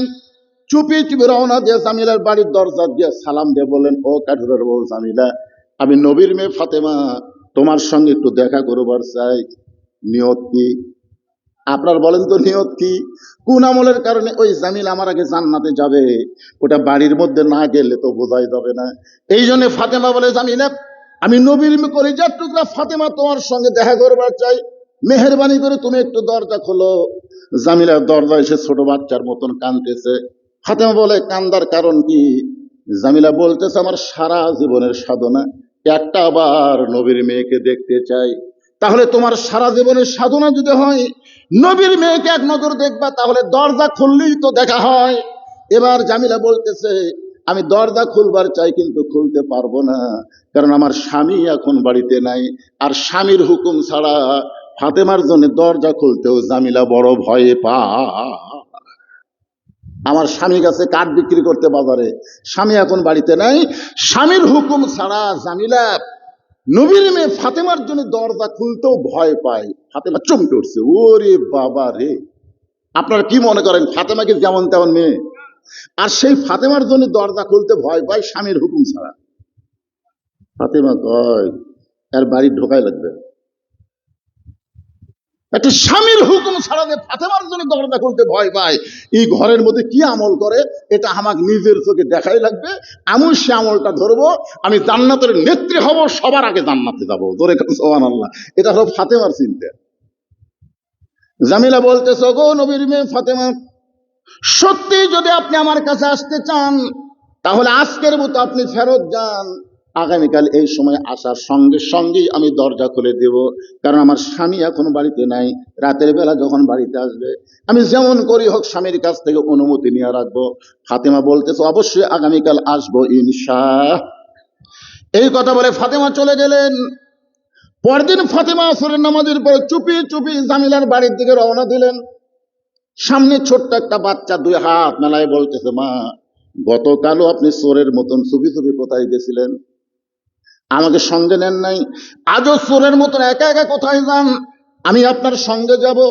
ফাতেমা চিন্তায় পড়ে গেল, যদি বড় ছেলে হাসান হইতো তাহলে দুইটা কথা বলে তারা বুঝান যাইতো, কিন্তু যেইটা সামনে জানাইছে আর নাম হোসাইন, এর যতই বুঝান এ তো বুঝবে না। ফাতেমা হোসাইনকে সঙ্গে করে নিয়ে ওই জামিলার বাড়ির দরজায়, হোসাইন দরজায় গিয়ে বলতেছে, মা, একটা ভাঙ্গা বাড়ির দরজায় গতকাল আপনি আইছিলেন, আজকে আবার আসলেন, এই বাড়িতে এমন কি আছে মা যার কারণে আমার মা এই বাড়ির দরজায় বারবার আসে? প্রত্যেকটা সন্তান তার মাকে বেশি ভালোবাসে, ধরে কোন কথা ঠিক কিনা? মাকে বেশি ভালোবাসে হলো ছেলে, আর বাবাকে বেশি ভালোবাসে হলো মেয়ে। হাসান হোসেন ফাতেমাকে এত ভালোবাসে যার কারণে হোসেন বলতেছে, মা, আমার মা গতকাল এই ভাঙ্গা বাড়ির দরজায়, আজও ভাঙ্গা বাড়ির দরজায় আইছে, এই বাড়িতে এমন কি আছে? ফাতেমা দরজায় গিয়ে বললেন, জামিলা, তুমি কি দরজা খুলবা না? জামিলা বলতেছে, 1 ঘন্টা হলে দাঁড়িয়ে আছি, আপনি আসা মাত্রই দরজা খুলে দিব। ফাতেমা বলতেছে, তাহলে দরজা খুলে দাও। জামিলা বলতেছে, কে যেন মা মা বলে চিৎকার করতেছে, ওই বাচ্চাকে এনে যদি হুক পারতাম তাহলে আজকের মতো ফেরত যা। আমার স্বামী শুধু আপনার ব্যাপারে অনুমতি দিয়েছে, আপনি একটা বাচ্চা নিয়ে আসবেন, এই বাচ্চা নিয়ে তো ঢোকার অনুমতি পাওয়া যায় নাই। সঙ্গে সঙ্গে হোসেন চিল্লায় বলে, মা, এই বাড়ির মেয়েটা অত্যন্ত খারাপ মেয়ে মা, যে মেয়েটা আমি তোমার সঙ্গে থাকার কারণে দরজা খোলে না, এই বাড়ির মেয়ে কোনোদিন ভালো হবার পারে না। ফাতেমা দৌড়ে গিয়ে হোসেনকে বুকের মধ্যে নিয়ে কপালে একটা চুমু দিয়ে বলে, বাবা, তুমি তাকে খারাপ মেয়ে বলতেছ, তোমার নানা বলেছে ওই মেয়েটা তোমার মায়ের আগে জান্নাতে যাবে। হোসাইন, তুমি তাকে খারাপ মেয়ে বলে চিৎকার করতেছ, তুমি কি জানো তোমার নানা বলেছে ওই মেয়েটা তোমার মায়ের আগে জান্নাতে যাবে? সঙ্গে সঙ্গে হোসেন বলতেছে, মা, তাহলে ও জায়গায় ঘুরে লাভ নেই। কে বলেছে? বলে তোমার নানা। তো নানা যদি বলে থাকে তাহলে এই জায়গায় ঘুরে লাভ কি? আসল জায়গায় যাওয়া লাগবে, আসল জায়গা। ধরে কোন কিসের জায়গা আপনারা বলেন তো? বর্তমানে প্রত্যেকটা ঘরে ঘরে আল্লাহর কোরআন আছে না নাই? কিন্তু আসল জায়গা, আসল জায়গার কথা বললি তো অনেকে কয় আর কাম পেল না। এক জায়গা খালি বলেছে, এক বক্তা বলেছে সংসদে যাবো, মুখের আসতে মাইক কাড়ে লিছে, কারণ যারা কোরআনের পক্ষে না তারা তো কোরআন সংসদে নিয়ে যাবার চাবে না। ধরে কোন কথা ঠিক কিনা? যতই কোরআনের ওয়াজ হোক কাম হবে না আসল জায়গায় না গেলে। এই জন্যে মন চাচ্ছে না হয়তো অনেকের, তারপরও ইমানের দাবিতে বলতেই হবে, আল কোরআনের আলো আসল জায়গায় জালো। ধরে কোন কথা ঠিক কিনা? আসল জায়গার নাম কি সবাই মনে হয় জানেন না। অনেক জানার পরেও শয়তান বলবার দিবি না, শয়তান এই জায়গা থাকে, এই জায়গা। হ্যাঁ, এই জায়গা থাকে। কারণ আদম আলাইহিস সালাম গন্ধম খাওয়ার পরে যখন হাওয়া কইলো শরবতের মধ্যে খিলেছি, তখন আদম এইভাবে টুটি চাপা ফেললো যেন গন্ধমের রস ভিতরে যাবার না পারে। এই জন্য পুরুষ মানুষের এই জায়গাতে একটা গুটি আছে, বুঝলেন? দেখেন, এই যে দেখেন। আর মেয়ে মানুষের কিন্তু গুটি নাই, কেন সরাসরি গন্ধম খাতে তো কোনো গুটি নাই, আটকাটকি নাই। এই জন্য মেয়ে মানুষকে কোনো গোপন কথা বললে আপনি যদি বলেন এই কথা কাউরে কয়ে না, ওই যতক্ষণ না বলবার পারবি ওর ভুটভুটি যাবি না, কারণ গুটি নাই তো ফট করে বাড়ি হয়ে যাবে। আর ফকুন্নি মেয়ে মানুষ যা বলতেছে, মা চারটা ভিক্ষা দাও, মা চারটা ভিক্ষা দাও, তো বেটার বউ বলতে চারটা দেবো না, 4 শেয়ার দেবো, 4 শেয়ার। ফকুন্নি করে সারাদিন ভিক্ষা করে 2 শেয়ার খাই, আর তুমি আমাকে 4 শেয়ার দিবা, কারণ কি? বলে আমার শাশুড়ি আমাকে গাল দেওয়া অন্য বাড়ির পান খাবার গেছে, এই সুযোগে তুমি আইছো, আমি তোমাকে 4 শেয়ার চাল দেওয়ার সংসার ঢুকে দেবো। ফকুন্নির বাড়ির শর্ত হলো তুমি যেন কাউরি কইও না। ফকুন্নি বলতেছে, আল্লাহ শপথ করে বলতেছে, মা কাউরি কমো না, সারাদিন ভিক্ষা করে 2 শেয়ার পাই, আর তুমি আমাকে 4 শেয়ার দিবে। 4 শের চাল খুশি হয়ে বলতেছে, ওই বাড়ির বেটার বউ আমাকে 4 শের চাল দিয়ে বলতেছে কাউরে দান করো না। আমি কাউরে কমো না বাবা, আমি কাউরে কমো না। গোটা ঘাটায় একই জিকির। ওই বাড়ির বেটার বউ আমাকে 4 শের চাল দিয়ে বলছে কাউরে দান করো না, আমি কাউরে কমো না। একজন বলতেছে ফকুনের কি হয়েছে? বলে ওই বাড়ির বেটার বউ আমাকে 4 শের চাল দিয়ে বলছে কাউরে দান করো না, আমি কাউরে কমো না বাবা, আমি কাউরে কমো না। আপনারা বলেন তুই কি কোয়া বাধ্য স্যার? যেই ফকুন্নি একটা সোলার সেল সামলাবার পারে না, তাকে যদি বাংলাদেশ সামলাবার দেন ওই পারবি? এর আগে ফকুন্নিরা আমাকে দেশ সামলাবার চেষ্টা করছে, জোরে খন ঠিক কিনা? পারেনি ভাই।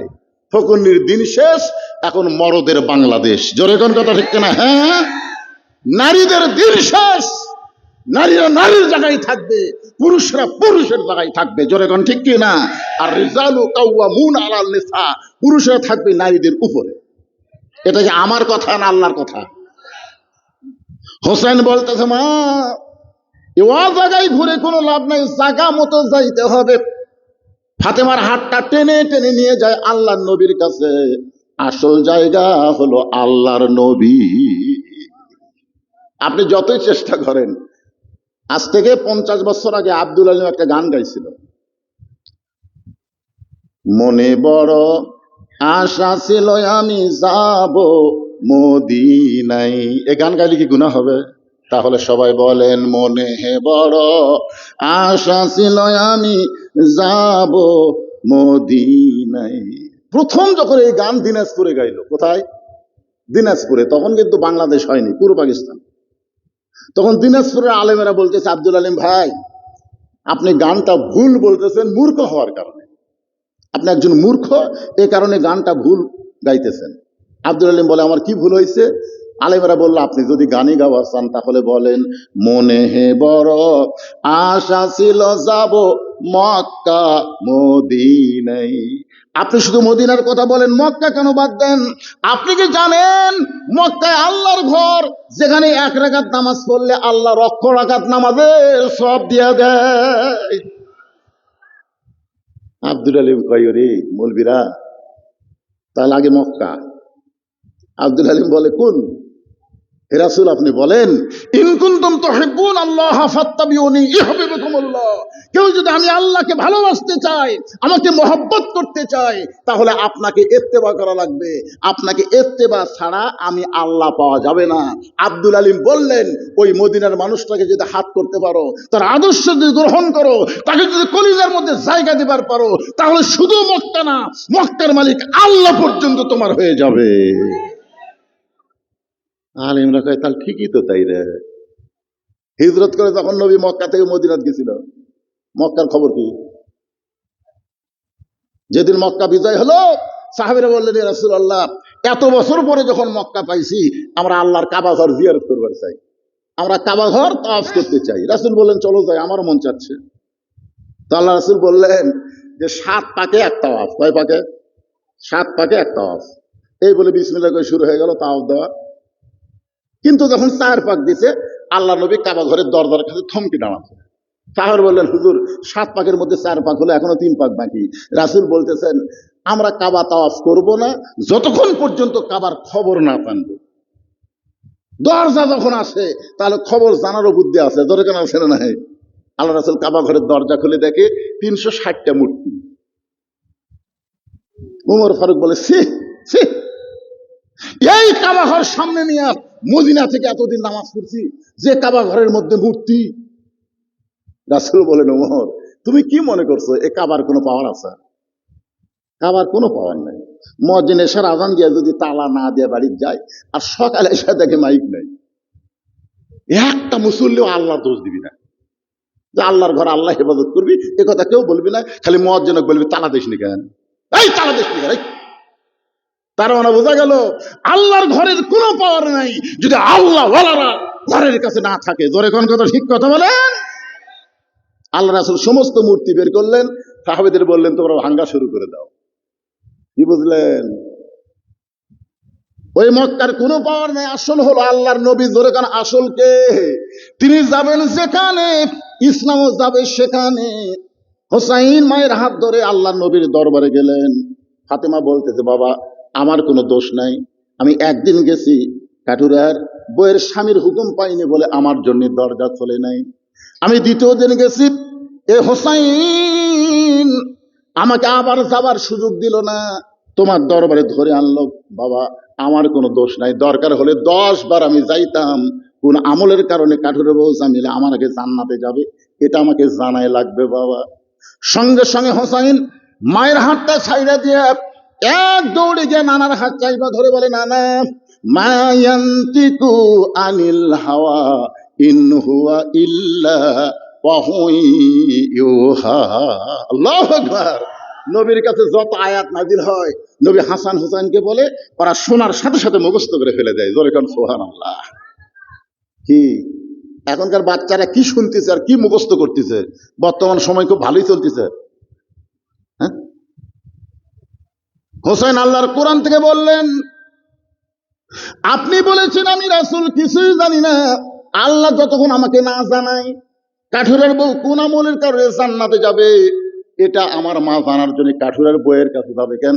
আপনার কাছে সব জ্ঞান আছে। কারণ জ্ঞান দিয়েছে কে? আরো জোরে বলেন। তখন যতক্ষণ পর্যন্ত না বলবেন কোন আমলের কারণে ওই কাঠুরের বউ জামিল আমার মায়ের আগে জান্নাতে যাবে, ততক্ষণ পর্যন্ত আমি আর হাত ছাড়বো না। এ বলে নবীর হাত খুব জোর করে ধরছে। সঙ্গে সঙ্গে নবী ডাক দিলেন, আলী। আলী দৌড়ে এসে বলে, লব্বাইকা রাসূলুল্লাহ, দেখো তোমার বেটা যে জোরে আমার হাত ধরছে। আলী বলতেছে, এই হোসেন, এই নানার হাত ছাইড়া দে। হোসেন বলতেছে, বাবা আপনি জানেন কি জন্য হাত ধরছে? আমার মাকে এই নানা একটা কাঠুরের বউ জামিলের বাড়ির দরজা পাঠাচ্ছে। আমার মাকে নাকি বলছে যে ওই কাঠুরের বউ জামিলা আমার মায়ের আগে জান্নাতে যাবে। আলী বলতেছে, জোরে ধর। যা ধরছে আরো জোরে ধর। রাসূল কয়, কে রে আলী, তোরে ডাক দিলাম, তুই হোসেনের হাত আমার হাত থেকে খুলে নিবি আর তুই আরো জোরে ধরতে বলিস কেন? বলার কারণ হলো, আপনি এ কথা কেমনে বলেন? পুরুষ মানুষকে বলেন আবু বকর আগে জান্নাতে যাবে, তারপরে উমর যাবে, তারপরে ওসমান যাবে, তারপরে আলী যাবে। একটা পুরুষও মন খারাপ করবে না। পুরুষের ধান্দা হলো জান্নাত পালিয়ে হলো। জোরে কোন কথা, ঠিক কিনা? আপনারা বলেন তো, কে আগে জান্নাতে যাবে, কে পরে জান্নাতে যাবে? এই চিন্তা আমাকে হবে? আমাকে একটাই চিন্তা, জান্নাত পালিয়ে হলো। কিন্তু মেয়ে মানুষ, আপনি যে জান্নাতে হুর পাবেন, ভুলে যদি একদিন বইয়ের কাছে গল্প করেন, খালি করে দেখেন এরা কি জাত, তখন বুঝতে পারবেন। আমি একদিন করছিলাম যে আল্লাহ যদি আমাকে জান্নাত দেয় তাহলে আমি হুর পাবো। হুরের নাকের সাইজ এরকম, চোখের সাইজ এরকম, কোরআন থেকে বলতেছি। কিছুক্ষণ পরে দিকে বউ বালুচ বগলের তলে নিয়ে যাচ্ছে। আমি কোথায় যাও? বলে হুর নিয়ে থাকেন, হুর নিয়ে থাকেন, আমার কি দরকার? আমি সেদিন কান ধরে তওবা করছি, আল্লাহ এই বইয়ের কাছে আর কোনোদিন হুরের গল্প করবো না, কারণ হুরকেও এরা সতীন মনে করে। জোরে কোন কথা, ঠিক কথা কন না কেন ভাই? মেয়ে মানুষদের হিংসা বেশি। যদি আপনার বইয়ের সামনে আপনার মেয়ের তারিফ করেন, আপনার নিজের মেয়ের তারিফ বইয়ের সামনে করে দেখেন। আমি খালি বলছিলাম আমার বড় মেয়ের মাছের তরকারি সেই, মানে মাছ খাচ্ছি না মধু খাচ্ছি। বউ বলতেছে, তাহলে মেয়ের বাড়িতে যান, মেয়ে যখন পারে আমি যখন পারি না। এই শালারা কি রে, মায়ের সামনে মেয়ের প্রশংসা করা যায় না, এতে ওরা রাগ করে। জোরে কর কথা, ঠিক না? আপনি হাসিনার কাছে খালেদার প্রশংসা করবেন আর খালেদার কাছে হাসিনা 1 সেকেন্ডও চলবি না। জোরে কর কথা, ঠিক না? আলী বলতেছেন, ইয়া রাসূলুল্লাহ, আপনার মেয়ে হলো খাতুনে জান্নাত, সমস্ত জান্নাতের একজন নেত্রী হবে, তার সামনে কেন বলা লাগবে ওই কাঠুরে বউ জামিলা আগে জান্নাতে যাবে? রাসূল বলে, আলী রে, কোন আমলের কারণে ওই কাঠুরে বউ জামিলা ফাতেমার আগে জান্নাতে যাবে আজকে তোমাকে বলার হুকুম দিলাম। আলী বলতেছে, হুজুর আপনি কিন্তু নিষেধ করছিলেন।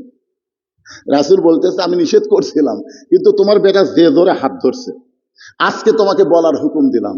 ফাতেমা দৌড়ে গিয়ে বলে, ওই জামিলা আমার আগে কোন আমলের কারণে জান্নাতে যাবে আপনি জানেন? আলী বলতেছে, জানি, কিন্তু বলা নিষেধ ছিল। বলা নিষেধ ছিল, এই জন্য বলি নাই, কারণ বললি আমার সঙ্গে তোমার একটা জ্ঞান জাম বেঁধে যেত। জোরে কোন কথা ঠিক কিনা? কিন্তু আজকে যখন আল্লাহ নবী বলার হুকুম দিয়েছে, আমার কোনো আপত্তি নাই। ফাতেমা বলতে, তাহলে বলেন কোন আমলের কারণে জামিল আমার আগে জান্নাতে যাবে? আলী বলতেছেন, ফাতেমা ধৈর্য নিয়ে তোমাকে শুনতে হবে, কারণ এক মেয়ের প্রশংসা আর এক মেয়ের কাছে করলে ওই মেয়ে কোনো সময় ধৈর্য ধারণ করতে পারে না, অধৈর্য হয়ে যায়। জোরে কোন কথা ঠিক কিনা? তুমি ধৈর্য ধারণ করো। সঙ্গে সঙ্গে ফাতেমা আল্লাহর কোরআন থেকে তেলাওয়াত করলেন, ইয়া আইয়ুহাল্লাযীনা আমানুস্তাঈনু বিস-সাবরি ওয়াস-সালাত ইন্নাল্লাহা মা'আস-সাবিরিন। আলী বলতেছে, এজলিস ইয়া ফাতেমা, তাহলে ফাতেমা তুমি বসো। হযরত আলী শুরু করলেন, ফাতেমা তোমার কি মনে আছে একদিন দুপুর বেলায় তুমি আমার কাছে যে কাঁদতেছিলে, আমি তোমার চোখের পানি মুছে দিয়ে বললাম, ফাতেমা কি জন্য কাঁদতেছো? ফাতেমা বলতেছে, আপনি কি জানেন আপনার দুইটা সন্তান হাসান হোসাইন না খেয়ে ঘুমায় গেছে। ঘুম থেকে চেতন পাওয়ার পরে বায়না ধরবে খাওয়ার। কোন সন্তান বাপের কাছে বায়না ধরে না, প্রত্যেকটা সন্তান বায়না ধরে তার মায়ের কাছে। ধরে কোন ঠিক কিনা? ফাতেমা বলতেছে, আমি গোটা বাড়ি খুঁজে দেখলাম, বাড়ির মধ্যে খাওয়ার কিছু নাই, আপনার পকেটের মধ্যেও পয়সা নাই। ওগো স্বামী, কিন্তু হাসান হুসাইন চেতন পাইলে খাবার চাইবে, তখন আমি কি করব? তখন আমি কি করব? এই জন্য আপনার কাছে একটা উপায় নিয়ে আইছি। আলী বলে, ফাতেমা কি উপায়? বলে, এই ওন্নাটা আপনার হাতে তুলে দিচ্ছি, এই ওন্নাটা বিক্রি করে যেই টাকা হবে সেই টাকা দিয়ে হাসান হোসেন ঘুম থেকে ওঠার আগে আপনি বাজার থেকে খাবার নিয়ে আসবেন। আলী বলতেছেন, ফাতেমা তোমার ওন্নাটা আমি জামার পকেটের মধ্যে ঢুকাইলাম। ফাতেমা যে ওন্নাটা হযরত আলীকে বিক্রির জন্য দিয়েছে, এই ওন্নাটা জামার পকেটের মধ্যে ঢুকায় বাজারের মধ্যে ঘুরতেছে। আলীর মনের মধ্যে খালি চিন্তা হয়, ওন্নাটা বিক্রি করে বের করে যখন বিক্রি করবার যাব, যদি খরিদ্দার জিজ্ঞাসা করে, আলী ভাই ওন্না হলো মেয়ে মানুষের বস্তু, ওন্না মেয়ে মানুষ ব্যবহার করে, এই ওন্নাটা বিক্রি করতেছেন, ওন্নাটা কার ওন্না? আমি যদি বলি আমার বইয়ের ওন্না, তাহলে খরিদ্দার মনে মনে চিন্তা করবে যে পুরুষ মানুষ বইয়ের জিনিস বেচা খায়, এই পুরুষ হলো দুর্বল পুরুষ। আপনাকে রাখা বইয়ের জিনিস আপনার বেচা খান? কথা কয় না। বইয়ের জিনিস আপনার বেচেন? যারাই বেচে বুঝবেন তারাই দুর্বল। স্বামী ভাত খায় আর বইয়ের গলার দিকে তাকা থাকে। বউ বলে, কি দেখেন গো? হতে হতে হচ্ছে না, হতে হতে হচ্ছে না। কি হতে হতে হচ্ছে না? বলে, আমার জমির ধারে একটা জমি বাড়াইছে ৮০,০০০ টাকার দাম, আমার ৬০,০০০ টাকা আছে, ২০,০০০ টাকা হলে জমিটা হয়। বউ বলতেছে, ইন্নাল্লাহ মা'আস সাবিরিন, ধৈর্য ধরেন, এ বছর হবে না সামনে বছর হবে। স্বামী বলতে, তোর বাপের জায়গা, যে আমার জন্য ১ বছর থুবি। বউ বলে, আমার উপর রাগ করেন কেন? স্বামী বলতেছে, রাগ করি না তো, তোর আক্কেল নাই। তুই যে মালা গলার দেখো ভাত খিলাচ্ছিস, যে মালার দিকে আমি বারবার তাকাই, এই মালাটা আমাকে দিলে কি হয়? বউ বলতেছে, এটা কি তুমি কিনা দিছো? এটা বিয়ের সময় আমার বাপ দিছে। আরে বিয়ের সময় তোর বাপ দিছে, আমি কি অস্বীকার করছি? মালা সোনার হতে পারে, কিন্তু সাইজ নাই। বর্তমানে যে সাইজের সোনার বালা বাজারে নামছে, তোর তার ঢপ আছে? তুই খালি মালা আমাকে দে, মুসলমানের বাচ্চা, কান ধরে তওবা করতেছি, আগামী বছর এই সময়ে তোকে ২ ভরে সোনার মালা দেবো রে। এমন চাটি বাড়ছে, বউ খুলে দিছে, ওই বাজারে যে বেচছে, বিক্রি করে জমি কিনছে। ১-৮ বছর হয়ে যায়, ওই আর মালা দেওয়ার কথা পায় না। মেয়ে মানুষ দেখবেন সব জায়গায় হিসাব না থলেও কত জায়গা কিন্তু হিসাব থই কে থয় না। বউ বলতেছে, কে গো, গত বছর এই সময়ে আপনি জমি কিনলেন আমার গলার মালা বিক্রি করে, ১ বছর হয়ে গেল আমার গলা খালি আছে, আপনি কি মালা দিবেন না? স্বামী বলতেছে, তুই কি বলছিস, শুধু আর শুনিস নি? বৌদিশিত আবার কি ওয়াজ করলো?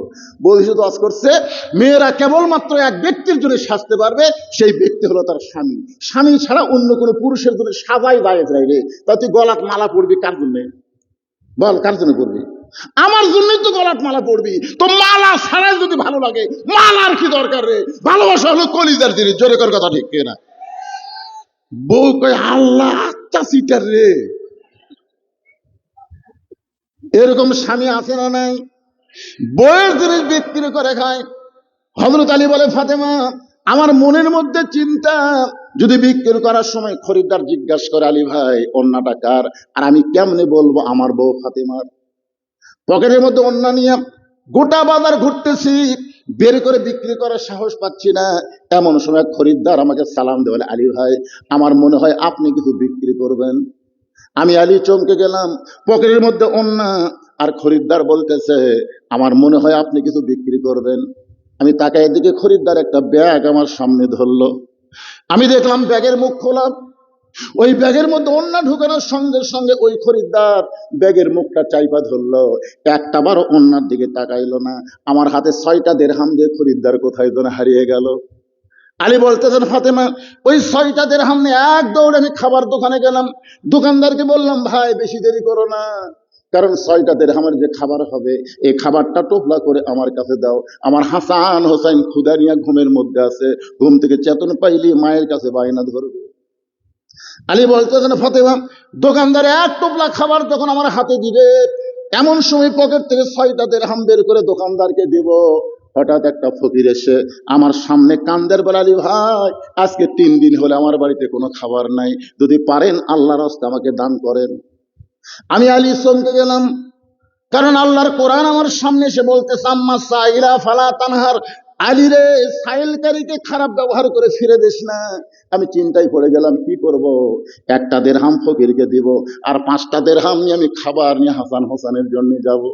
এই মনে করে একটা দিরহাম যখন ফকিরকে দিয়ে 5টা দিরহাম নিয়ে খাবার কিনতে চাই, এমন সময় আল্লাহর কোরআন আমার সামনে বলতেছে, ওমা তুনফিকু মিন শাইইন ফি সাবিলিল্লাহি ওয়াফা ইলাইকুম ওয়া আনতুম লা তুযলামুন। আলী ফকিরকে যদি একটা দিরহাম দেস, আল্লাহ তোকে 10টা দিরহাম দিবে। ফকিরকে যদি 2টা দিরহাম দেস, আল্লাহ তোকে 20টা দিরহাম দেবে। তুই যদি 6টা দিরহাম ফকিরকে দান করিস আলী, আল্লাহ দুনিয়াতেই তোকে 60টা দিরহাম দিয়ে দিবে। আপনারা বলেন তো, হযরত আলীর কাছে আল্লাহর কোরআনের দাম বেশি না সন্তানের দাম বেশি? আল্লাহর কোরআনকে গুরুত্ব দিয়া ফকিরকে 6টা দিরহাম দিয়া দোকানদার বলতেছে, আলী ভাই আপনার প্যাকেটের খবর কি? এই যে 6টা দিরহামের প্যাকেট করলাম, এই টোপলার কি খবর? আলী বলতেছে, এক টোপলা দিয়ে আমার হবে না, তুই 2 বস্তা খাবার প্যাকেট কর। আলী দোকানদারকে 2 বস্তা খাবার প্যাকেট করে বাজারের মধ্যে ঘুরতেছেন। আল্লাহর ঈমান নিয়ে জোরে কান সুবহানাল্লাহ, বিশ্বাস নিয়ে বাজারের মধ্যে ঘুরতেছেন। এমন সময় রাস্তা দিয়ে এক ব্যক্তি উট নিয়ে আসতেছে। আলীর সালাম দাও, আলী ভাই উটটা কিনবেন নাকি? আলী বলতেছে, একটা পয়সা আমার পকেটে নাই, তোমার উটটা কেমনে কিনবো ভাই? উটওয়ালা বলতেছে, 100 দিরহামে বাকিতে উটটা কিনেন, বিক্রি করে আপনি টাকা দিবেন, এটাও কি আপনি পারবেন না? আলী বলেন, ফাতেমা আমার জীবনে এত বড় সুযোগ আমি কোনোদিন পাই নাই। 100 দিরহামে বাকিতে উটটা কিনে যেই মাত্র উটের বাজারে গেলাম উটটা বিক্রি করার জন্য, চারিদিক থেকে মুসলমানেরা ভিড় করা শুরু করলো। একজন বলে ফেললো, আলী ভাই এই ব্যবসা আপনি কবে শুরু করলেন? আল্লাহ রাসূল যখন মদিনার প্রেসিডেন্ট ছিল, তখন হযরত আলী ছিল শিক্ষামন্ত্রী। জোরে কর সুবহানাল্লাহ। নবী যখন মদিনার প্রেসিডেন্ট ছিলেন, আমাদের নবী কিন্তু শুধু নবী ছিলেন না, এক সময় মদিনার রাষ্ট্রপতি ছিলেন 10 বছর। ধরে বলেন কয় বছর? তা আল্লাহ নবী যখন মদিনার রাষ্ট্রপতি, ধর্মমন্ত্রীর নাম হলো আবু বকর। খুব খেয়াল করবেন, ধর্মমন্ত্রীর নাম কি? আইন মন্ত্রীর নাম হলো হযরত উমর, অর্থমন্ত্রীর নাম হলো ওসমান গনি, আর শিক্ষামন্ত্রীর নাম হলো হযরত আলী। আমি আপাতত 4টা মন্ত্রীর নাম করলাম। আপনারা বলেন তো এই 4টা মন্ত্রী দপ্তর অনুযায়ী ঠিক আছে? ধর্মমন্ত্রী হিসেবে আবু বকর কেমন? আইন মন্ত্রী হিসেবে উমর, অর্থমন্ত্রী হিসেবে ওসমান গনি, শিক্ষামন্ত্রী হিসেবে হযরত আলী। আল্লাহর কোরআন দিয়ে যখন বাংলাদেশ চলবে, এরকম দপ্তর অনুযায়ী ভালো মানুষকে মন্ত্রিত্ব দেওয়া হবে। জোরে কোন কথা ঠিক কি না? এখন আবল তাবল শিক্ষামন্ত্রী যে শালা কোরআন শরীফ পড়বার জানে না। আমাদের বাংলাদেশের শিক্ষামন্ত্রী যদি কোরআন পড়বার জানতো, হাদিস পড়বার জানতো, তাহলে আগডম বাগডম ঘোড়ার সাথে ঢাক ঢোলক ঝাঁকর বাজে এই মিথ্যা শিক্ষার কোনো দাম দেওয়া হতো না। ধরে কোন কথা ঠিক কি না? খায়রুকুম মান তাআল্লামাল কোরআন ওয়া আল্লামাহ, ওই ব্যক্তির চাইতে সম্মানী দামি কোনো ব্যক্তি নাই যে আল্লাহর কোরআন শিখেছে এবং অপরকে কোরআনের শিক্ষা দেয়। আজকে যারাই কোরআনের শিক্ষা দেয় দেখবেন তাদেরকে ভিক্ষা করে করে চালান লাগে। আর এই মিথ্যা শিক্ষা যারা দেয় মাস গেলে তারা খালি বেতন তেজপাতার মতন গুনেলে। একটু মনোযোগ দিয়ে শুনবেন। চারিদিক থেকে খরিদ্দার এসে বলতে, জানি ভাই শিক্ষামন্ত্রী কি করুন অবস্থা, উট বিক্রি করার ব্যবসা কবে শুরু করলেন? সবাই যখন ছাঁকা ধরছে এমন সময় খরিদ্দার কানে কানে বলতেছে, কত নেবেন? আলী বলতেছে, জীবনে উট বেচার বাজারে আসিনি, আজকে এসে দেখছি খুব বিপদ। আপনি জানেন না আল্লাহ রাসূল কইছে পৃথিবীর শ্রেষ্ঠ জায়গা হলো আল্লাহর ঘর, পৃথিবীর সবচাইতে খারাপ জায়গা হলো হাট বাজার। ধরে কোন কথা ঠিক কিনা? হাট বাজারে আপনি সম্মানী লোকের সম্মান দিবে, তাই কত নেবেন? তুমি একটা কও। খরিদ্দার বলতেছে, 160 দিরহাম দিয়ে দিলাম। 100 দিরহাম ওয়ালাকে ফেরত দিয়া বাকি 60টা দিরহাম নিয়ে হযরত আলী দোকানে গেলেন।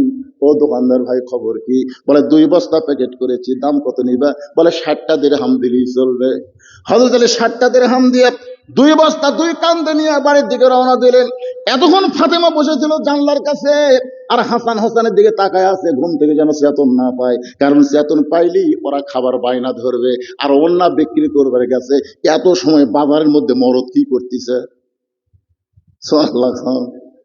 চিন্তা আছে না নাই? দরকার আছে না নাই? জানলার ধারে বসে আছে। হঠাৎ ফাতেমা দেখতে পায় তার স্বামী 2 বস্তা কান্দে নিয়ে আসতেছে। ফাতেমা চিন্তায় পড়ে গেল, অন্য বিক্রির টাকা দিয়ে বলো তোর 1 টোপলা খাবার হবে, এই 2 বস্তা খাবার কোথায় পাইলো? আস্তে করে জানলা থেকে উঠে এসে ঘরের দরজা লাগিয়ে দিল।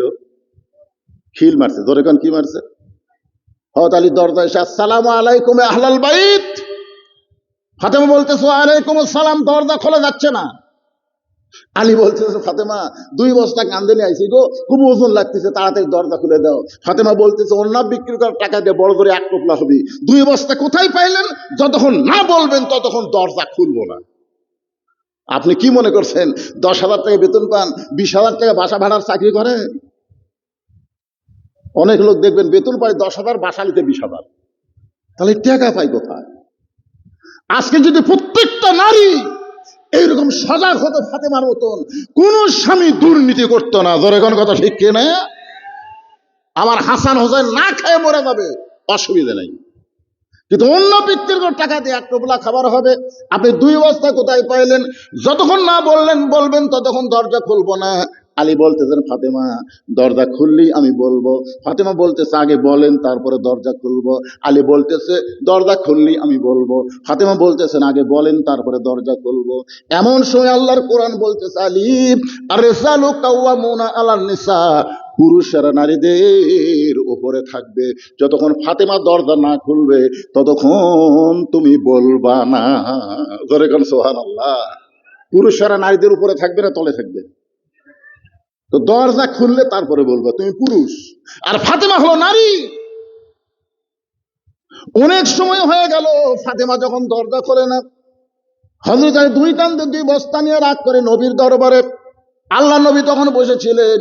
হযরত আলীর কান্দে 2 বস্তা খাবার দেখায়।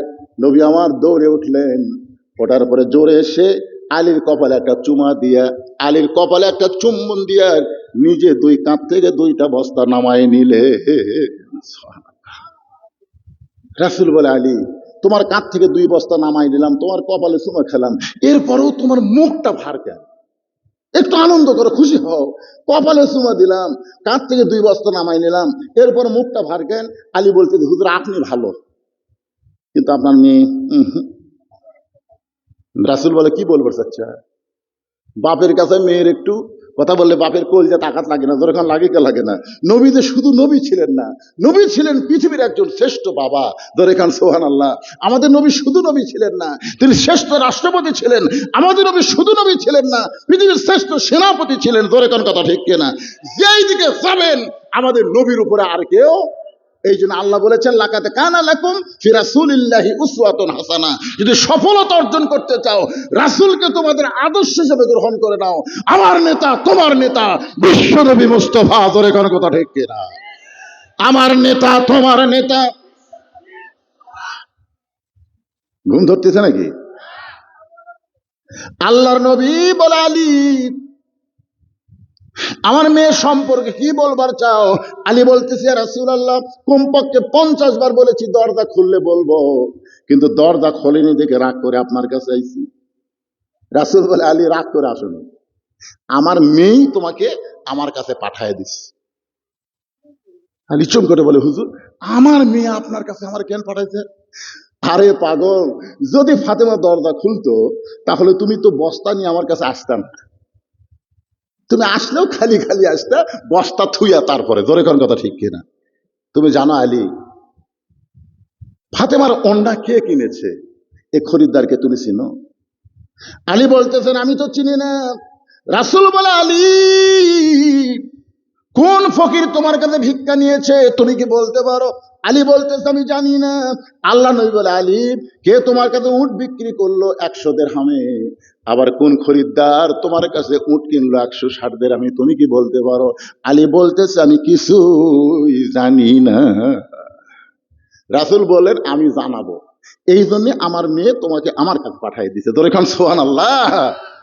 এখন কোন খরিদ্দার তোমার কাছে ওন্না কিনলো? কে তোমার কাছে 6টা দিরহাম ভিক্ষা নিল?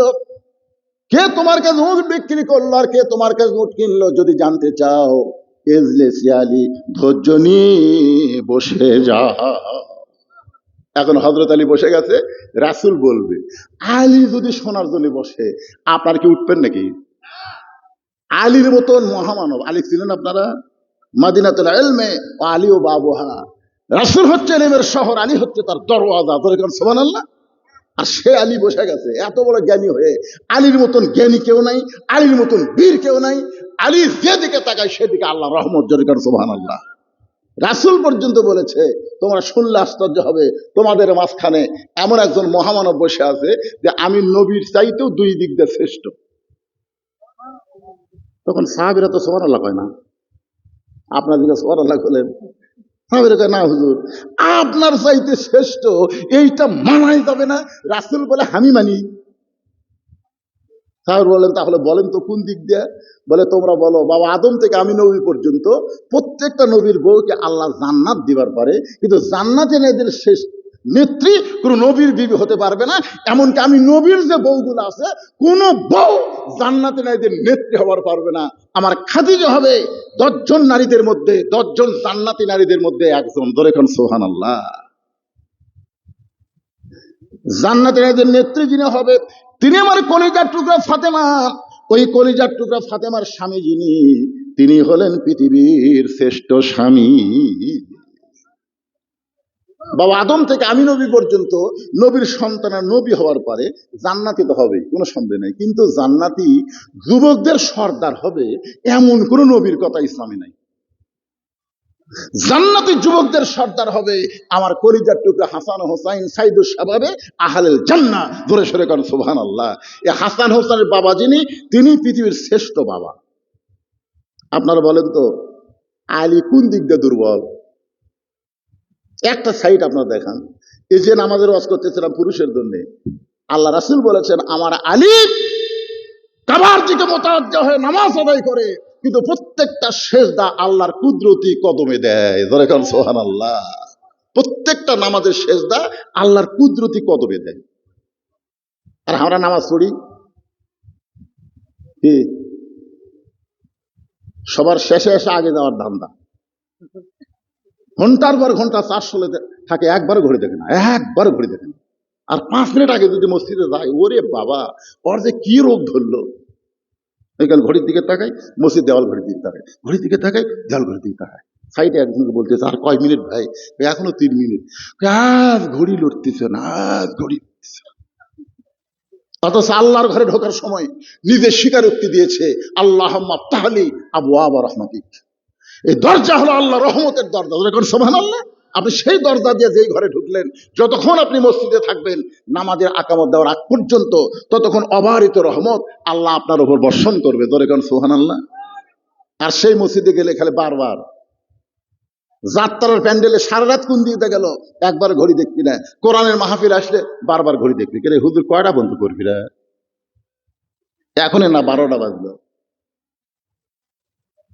সেদিন পীড়া করে বলছিলাম যে 12টার পরে ওয়াজ শোনাও ঠিক না, বলাও ঠিক না, কারণ তারিখই পাল্টা যায়। ধরে কারণ কি পাল্টা যায়, কারণ যেই তারিখ বিজ্ঞাপনে আছে এই তারিখ আর নাই। আমি আপনাদের এই তারিখ দিয়েছিলাম আজকে বাংলায় দিয়েছিলাম, আর পীড়া করে তারিখ দিয়েছিলাম বাগবাড়ার মধ্যে। এই 2 তারিখে আমার এরা বেচা খাচ্ছে, বাংলারা এটি দিছে আর ওই যে বাগবাড়ার ওরা দিছে ওই পীড়া করে। আমি জানি না, কারণ আমার মতন বুড়া মানুষ বেশি রাত্রে মাহফিলে থয় ঠিক না। সেই জন্য আমি মাগরিবের পর পরে আসি, প্রত্যেকটা মাহফিলে আমি আসি মাগরিবের পর পর, এখানে আসি এশার নামাজের আগে। এই 9:30টায় তুলে দিবে, একেবারে এক টানা 11:30 পর্যন্ত ওয়াজ করে মোনাজাতের 12টার আগে সব শেষ। ঘরত বসে থেকে ইচ্ছা করে আমাকে দেরি করে দেয়, আর আমি ইচ্ছা করে 12টার পরে যাওয়া চলবি না। তো এখন যে আলী বসে আছে, আপনারা বসে আছেন, এই ওয়াজটা না করে যদি যাই, আগের মতন যে ঘর ঘর মান্দা তার আমার ওয়াজও নেই। আজকে এই এলাকার শেষ ওয়াজ, আগামী বছর পর্যন্ত বাঁচার কোনো গ্যারান্টি, আগামী বছর কেন আগামী কাল পর্যন্ত বাঁচার কোনো গ্যারান্টি। ভাই উঠতেছেন না? ভাই বসেন, ভাই বসেন। আচ্ছা ঠিক আছে, আপনার বুঝতে পারবে কিন্তু আমি বুঝতে পারবো, ঠিক আছে। একটু মনোযোগ দিয়ে শোনেন। অনুনাজ্জিলু মিনাল কুরআনি মা হুয়া শিফাউ ওয়া রাহমাতুল লিল মুমিনিন। আল্লাহু আকবার। মুমিনদের জন্য কোরআন হলো রোগ মুক্তি এবং রহমত স্বরূপ। আপনি যতক্ষণ কোরআনের মাহফিলে থাকবেন, যত অসুখ বিসুখ ব্যারাম ব্যাধি আপনার সামনে আসবে। যদি পেশাব লাগে, পায়খানা লাগে, যদি বলেন কোরআন ছেড়ে আমি যাব না, পেশাব পায়খানা সরে যাবে, আপনার দেহ রহমতের শান্তি পাবে। আল্লাহ আকবার। সবাই বলতেছেন না কেন? আমি কি আমার কথা কইলাম? আল্লাহ বলেছেন অনুনাজ্জিলু মিনাল কোরআনি মা হুয়া শিফাউ ওয়া রাহমাতুল লিল মুমিনিন। মুমিনদের জন্য কোরআন হলো শিফা এবং রহমত স্বরূপ। একটু মনোযোগ দিয়ে শোনেন। ওয়া আমিলুস সালিহাত, সূরা 2 নম্বর বিষয় হলো নেক আমল করা লাগবে। আমিলুস সালিহের মধ্যে পুরুষের জন্য 1 নম্বর নামাজ, নারীর জন্য 1 নম্বর পর্দা।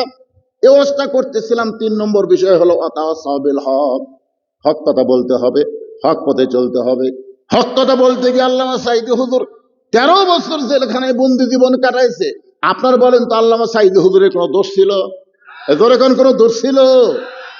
তারপরেও জেলখানা থেকে বের করে হাসপাতালে তাকে নিয়ে গেল, ওই জায়গায় তাকে অন্যায়ভাবে হত্যা করলো। ওয়াতাওয়াসাউ বিল হক।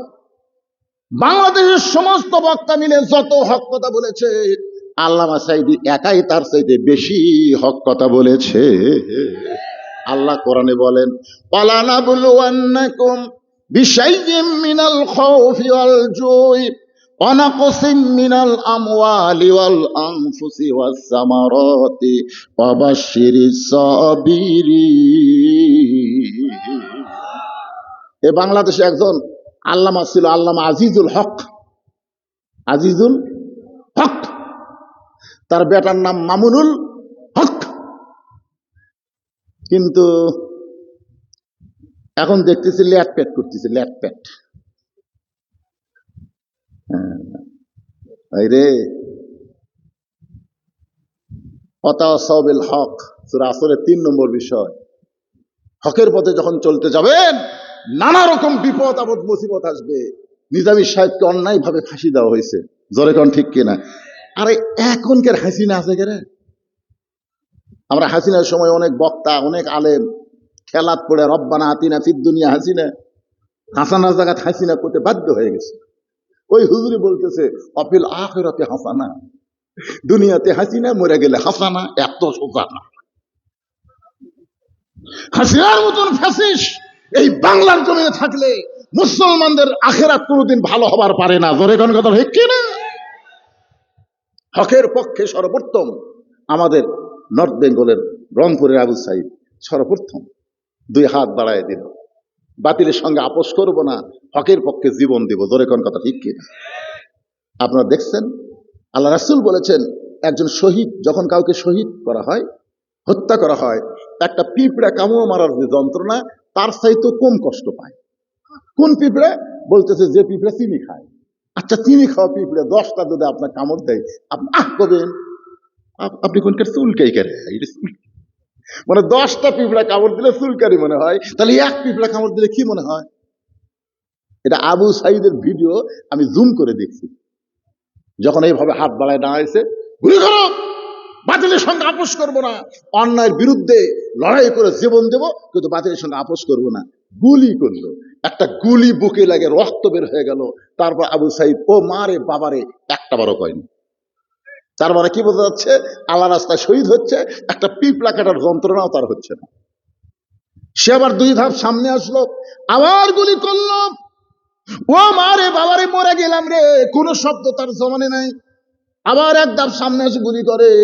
2 জন বন্দী সে যখন আবু সাইদকে ধরলো, আবু সাইদ টলে পড়লো।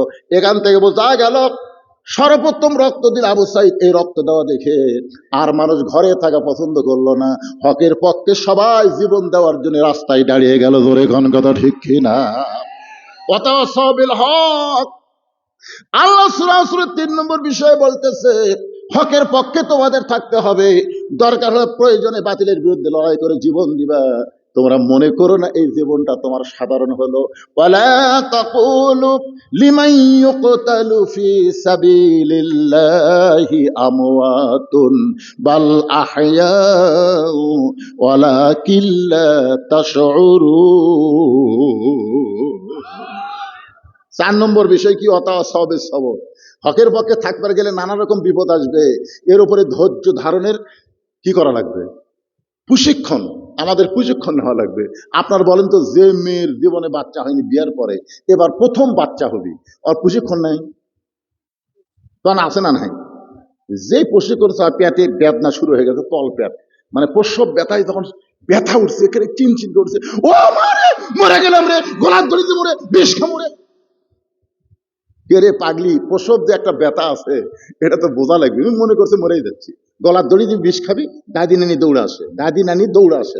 কি রে, আমি 4টা ছেলের মাও রে, আর তোর দাদি 7টা, তোর এখনো বাচ্চাই হয়নি, তুই মরে যাবো, বিষ খামো, গলার দড়ি দেবো, ইয়ার কি মারতিস? মায়ের পায়ের তলে সন্তানের জান্নাত রে পাগলি, মায়ের পায়ের তলে সন্তানের জান্নাত। বাপের পায়ের তলে তো সন্তানের জান্নাত নাই, মায়ের পায়ের তলে কেন হলো? চল ঘর চল, বিষ খাবি, গলার দড়ি দিবি। ঘর দাদি নানি নিয়ে যায়, জোর করে শুয়ে থাকে, ঠান্ডা পানির মধ্যে নরম কাপড় চুপড়ায় কপালে দিয়ে বলে, ওয়াতাওয়াসাউ বিস সবর, ধৈর্য ধর, ধৈর্য ধর, তুই সন্তানের মা হবি, তোর পায়ের তলে সন্তানের জান্নাত হবে, ধৈর্য ধর। যখন প্রসব ব্যথা চরম পর্যায়ে উঠে যায়, দাদি নানি কপালে ছোঁয়া দেয়, বলে ধৈর্য ধর। জোরে কানলে এ বাড়ি রাস্তার ধারে, রাস্তা দিয়ে যত মানুষ যাবে সবাই বলবে ওই বাড়ির মেয়ে মানুষের বাচ্চা হচ্ছে, গোটা পাড়া আড়ের মতন চিল্লাচিল্লি করতেছে। ধৈর্য ধর, মেয়ে মানুষের কান্নার আওয়াজ পর পুরুষের কান দেওয়া চলবে না। দাঁতের উপর দাঁত দিয়ে ধৈর্য ধরেছে, এদিকে দাদি নানি ধাত্রীকে চোখের ইশারা করছে, মার টান, চোখ দেয়, ধৈর্য ধরছে, দাঁতের উপর দাঁত দিচ্ছে। এমন সময় ধাত্রী বাচ্চাকে টান মারতেছে, এমন প্রসব ব্যথা, ব্যথার যন্ত্রণায় মা বেহুশ হয়ে গেছে। মা যখন বেহুশ হয়ে যায়, ওই সময় বাচ্চাকে গোসল করায়া মায়ের বুকের উপর যখন তুলে দিছে, শরীরে বাচ্চার পরশ পাইয়া মা হুঁশ ফিরে পাইছে। বাচ্চারে পাওয়ার সঙ্গে সঙ্গে মা ডান হাত দিয়ে বাচ্চাকে মুখের কাছে নিয়ে ওই বাচ্চার ঠোঁটে চুমা খায়, কপালে চুমা খায়। দাদি নে তিরস্কার বলে, চুমা কেন খাসতেছি? লাত্তি মারের ভাই দে, লাত্তি মাইরে ফেলে দে, এরই জন্যই তুই গলার দড়ি দিবার চাইলি, এর জন্য বিষ খাবার চাইলি, তাকে আবার চুমো কেন খাস? তোর কি লজ্জা নাই? মা চিল্লায় বলে, দাদি রানী গো, প্রসব ব্যথার সময় এমন কথা বলেছি, কিন্তু সন্তান বুকে নেওয়ার সঙ্গে সঙ্গে আমি সব কষ্ট ভুলে গিয়েছি। আল্লাহর কোরআন বাংলাদেশে গালিব করতে গেলে এই প্রসব ব্যথার মতন আমাদের অনেকের কষ্ট হবে। কেউ ফাঁসির মঞ্চে যাবে, কেউ জেলখানায় যাবে, নানা রকম কষ্ট সহ্য করার পরে এই 2026 সালের ফেব্রুয়ারি মাসে আল্লাহ রেজাল্ট দিবে। যদি কোরআনের সমাজ দেখতে পাই, অতীতের প্রসব বেদনার মতো আমরা সব ব্যথা ভুলে যাব, বাংলার আকাশে কলেমার পতাকা পথ করে উড়বে, দৃশ্যটা দেখব। আল্লাহ কবুল করেন, জোরে করেন আমিন। এবার রাসূল বলে, আলী, কে তোমার কাছে ওন্না কিনলো? এই খরিদ্দারকে তুমি চেনো? আলী বলতেছি, ইয়া রাসূলুল্লাহ, আমি তো চিনবার পারি নাই। রাসূল বললেন, তাহলে শোনো, ফাতেমাকে আল্লাহ এত ভালোবাসে। ফাতেমা হলো পর্দানিশী, আর পর্দানিশী নারীকে আল্লাহ এত ভালোবাসে, পর্দানিশী নারীর ওন্না দুনিয়ার কোনো মানুষ কিনুক, এটা আল্লাহ পছন্দ করে নাই। এই জন্য আল্লাহ একটা ফেরেশতাকে খরিদ্দার বানায়া তোমার কাছে ওন্নাটা কিনে 6 দিরহামে আল্লাহ তাআলা ফাতেমার ওন্না যত্ন করে জান্নাতের মধ্যে রাইখা দিয়েছে। আলী বলতেছি, ইয়া রাসূলুল্লাহ, তাহলে যেই ফকির আমার কাছ থেকে ওই 6টা দিরহাম নিল, এই ফকিরকে? রাসূল বলতেছেন, ওই ফকির ওই ফেরেশতাই। আল্লাহ বললেন, ফেরেশতা, লিয়াবলুয়াকুম আইয়ুকুম আহসানু আমালা, আমি আলীকে পরীক্ষা করব সুন্দর আমলের। ফেরেশতা বলে, আল্লাহ কি আমল? বলে, যে 6টা দিরহাম দিয়ে আলী খরিদ্দার হয়ে অন্যা দিয়া ওই 6টা দিরহাম ফেরত দিয়ে আন। ফেরেশতাকে কিভাবে ফেরত দেব? ফকির হয়ে যা, ওই ফকির হয়ে গেলেই তোমার আলী দিবে। আল্লাহ কয়, তুই আলীরে চিনিস না? আমি আল্লাহ চিনি, যা। নবী বলেন, আলী, ওই ফেরেশতা ফকির হইয়া তোমার কাছে যখন ভিক্ষা চাইলো, তুমি আল্লাহর কোরআনকে সম্মান দিয়া প্রথমে 1টা দিরহাম দিলা, দিবার চাও, তারপর আরো সম্মান দিয়ে, ওমা তুনফিকু মিন শাইইন ফি সাবিলিল্লাহি ওয়াফা ইলাইকুম ওয়া আনতুম লা তুজলামুন। তুমি যখন 6টা দিরহাম দিয়া দিলা, আল্লাহ এত খুশি হলো, তোমাকে আল্লাহ তাআলা 60টা দিরহাম ফেরত দিবার চায়। কিন্তু কেমনে ফেরত দিবে? ওই ফেরেশতাকে আল্লাহ তাআলা উটওয়ালা বানায় তোমার কাছে দিল, 100 দিরহামে বাকি উটটা কিনলা, এই বাকি উটটা কিনলা, ওই ফেরেশতাকে আল্লাহ খরিদ্দার বানায়া 160 দিরহাম দিয়ে তোমার কাছে উটটা কিনে নিল। 100 দিরহাম উটওয়ালারে দিয়া বাকি 60টা দিরহাম দিয়ে তুমি 2 বস্তা কিনে নিলে। ফাতেমা বলতেছো, গো স্বামী, জামিলা আমার আগে কেমনে জান্নাতে যাবে সেইটা না বলে আপনি কি ওয়াজ করতেছে? আমি এতক্ষণ বসে আছি, জামিলা আমার আগে কেমনে জান্নাতে যাবে এটা শোনার জন্য, আর আপনি কি শুরু করছেন? আলী বলতেছে, ইন্নাল্লাহা মা'আস সাবিরিন, ধৈর্যশীলদের সঙ্গে কে আছে? জোরে বলেন, কে আছে? তুমি এই যে ধৈর্য নিয়ে বসে আছো, কোন আমলের কারণে জামিলা জান্নাতে যাবে শুধু এইটুকু শোনার জন্য? ফাতেমা বলতেছে, আমার আগে কেমনে জান্নাতে যাবে সেটা কোন তো, আপনি জানেন তো, সেটা বাদ দিয়েছে, কি ওয়াজ করতেছেন? আলী বলতেছেন, ফাতেমা শোনো, তুমি জান্নাতে নেত্রী হওয়ার কারণে আল্লাহ তোমাকে হেঁটে হেঁটে জান্নাতে নিবে না, উঠের পিঠে করে আল্লাহ তোমাকে জান্নাতে নিয়ে যাবে। কারণ সাইদাতুন নিসাই আহলেল জান্নাহ ফাতেমাতুজ জোহরা, ফাতেমা হলো নারীদের জান্নাতি নারীদের নেত্রী। এখন নেত্রীকে আল্লাহ হেঁটে হেঁটে কেমনে জান্নাতে নিবে? উঠের পিঠে করে জান্নাতে নিবে। তুমি যখন উঠের পিঠে চড়ে জান্নাতে যাচ্ছ, এমন সময় কিছু দূর যাওয়ার পরে উটটা ব্রেক হয়ে যাবে। ফেরেশতারা বলবে, আল্লাহ, উটটা নিজেই চলতেছিল, সে উটটা ব্রেক হলো কেন? আল্লাহ বলতেছে, যদি সহজে যাবার না চাই, টাইনে নিয়ে যাওয়া লাগবে। ফেরেশতারা বলতেছে, আল্লাহ কি খন, টানার মতন উটের কিছুই নাই, কি ধরে টানবে সেরকম তো কিছুই নাই। আল্লাহ বলতেছে, ফেরেশতা, ও ফেরেশতা, এই যে 6 দিরহাম দিয়ে ফাতেমার ওন্না কিনে কোন জায়গাতে রাখছো? ফেরেশতাকে আল্লাহ জান্নাতের মধ্যে, তো ওন্নাটা নিয়ে এসে উটের গলা বাঁধে দাও। ওই ফেরেশতা ওন্নাটা উটের গলায় বেঁধে দিবে। আলী বলতেন, ফাতেমা, ওন্নার একটা অংশ নিচের দিকে ঝুলতে থাকবে। এমন সময় আল্লাহ বলবেন, কাঠুরের বউ জামিলা, তুমি কোথায়? জামিলা বলবে, লব্বাইকে আল্লাহ, আমি তো এই জায়গায়। আল্লাহ বলে, জামিলা রে, তোমার স্বামী সব সময় আমার কাছে দোয়া করতো, আল্লাহ আমার জামিলাকে তুমি সবার আগে জান্নাত দিও। যেই জামিলা নবীর মেয়ে ফাতেমা আসার পরেও দরজা খোলে না, আমি কাঠুরের হুকুম না থাকার কারণে আমি জামিলাকে দুনিয়াতে কিছুই দিবার পারিনি, কিন্তু স্বামীকে এত ভক্তি করার কারণে আমি জামিলার জন্য প্রাণ খুলে চোখের পানি নিয়ে দোয়া করি, আল্লাহ আমার বউটাকে দুনিয়াতে কিছুই দিবার পারলাম না, তুমি সবার আগে তাকে জান্নাত দিও। আল্লাহ বলে, জামিলা রে, তোমার স্বামীর দোয়া আমি কবুল করে বেকায়দায় পড়ে গেছি। কারণ খাতুনে জান্নাত সবার আগে জান্নাতে যাবে, জান্নাতের যে নেত্রী, কিন্তু স্বামীর দোয়া কেমনে ফেলে দেব? জামিলা রে, এখন উটটাকে টেনে টেনে তুমি জান্নাতে নিয়ে যাও। তুমি ফাতেমা মনে করবে আমি উটের পিঠে চড়ে আসছি, আমাকেই তো কাঠুরার বউ জামিলা জান্নাতে নিয়ে যাচ্ছে। কিন্তু আল্লাহর কৌশল হলো, উটের পিঠ থেকে তোমার পা জান্নাতে পড়ার আগে, উটের পিঠ থেকে তোমার পা জান্নাতে পড়ার আগে ওই জামিলার পা জান্নাতে আগে যাবে।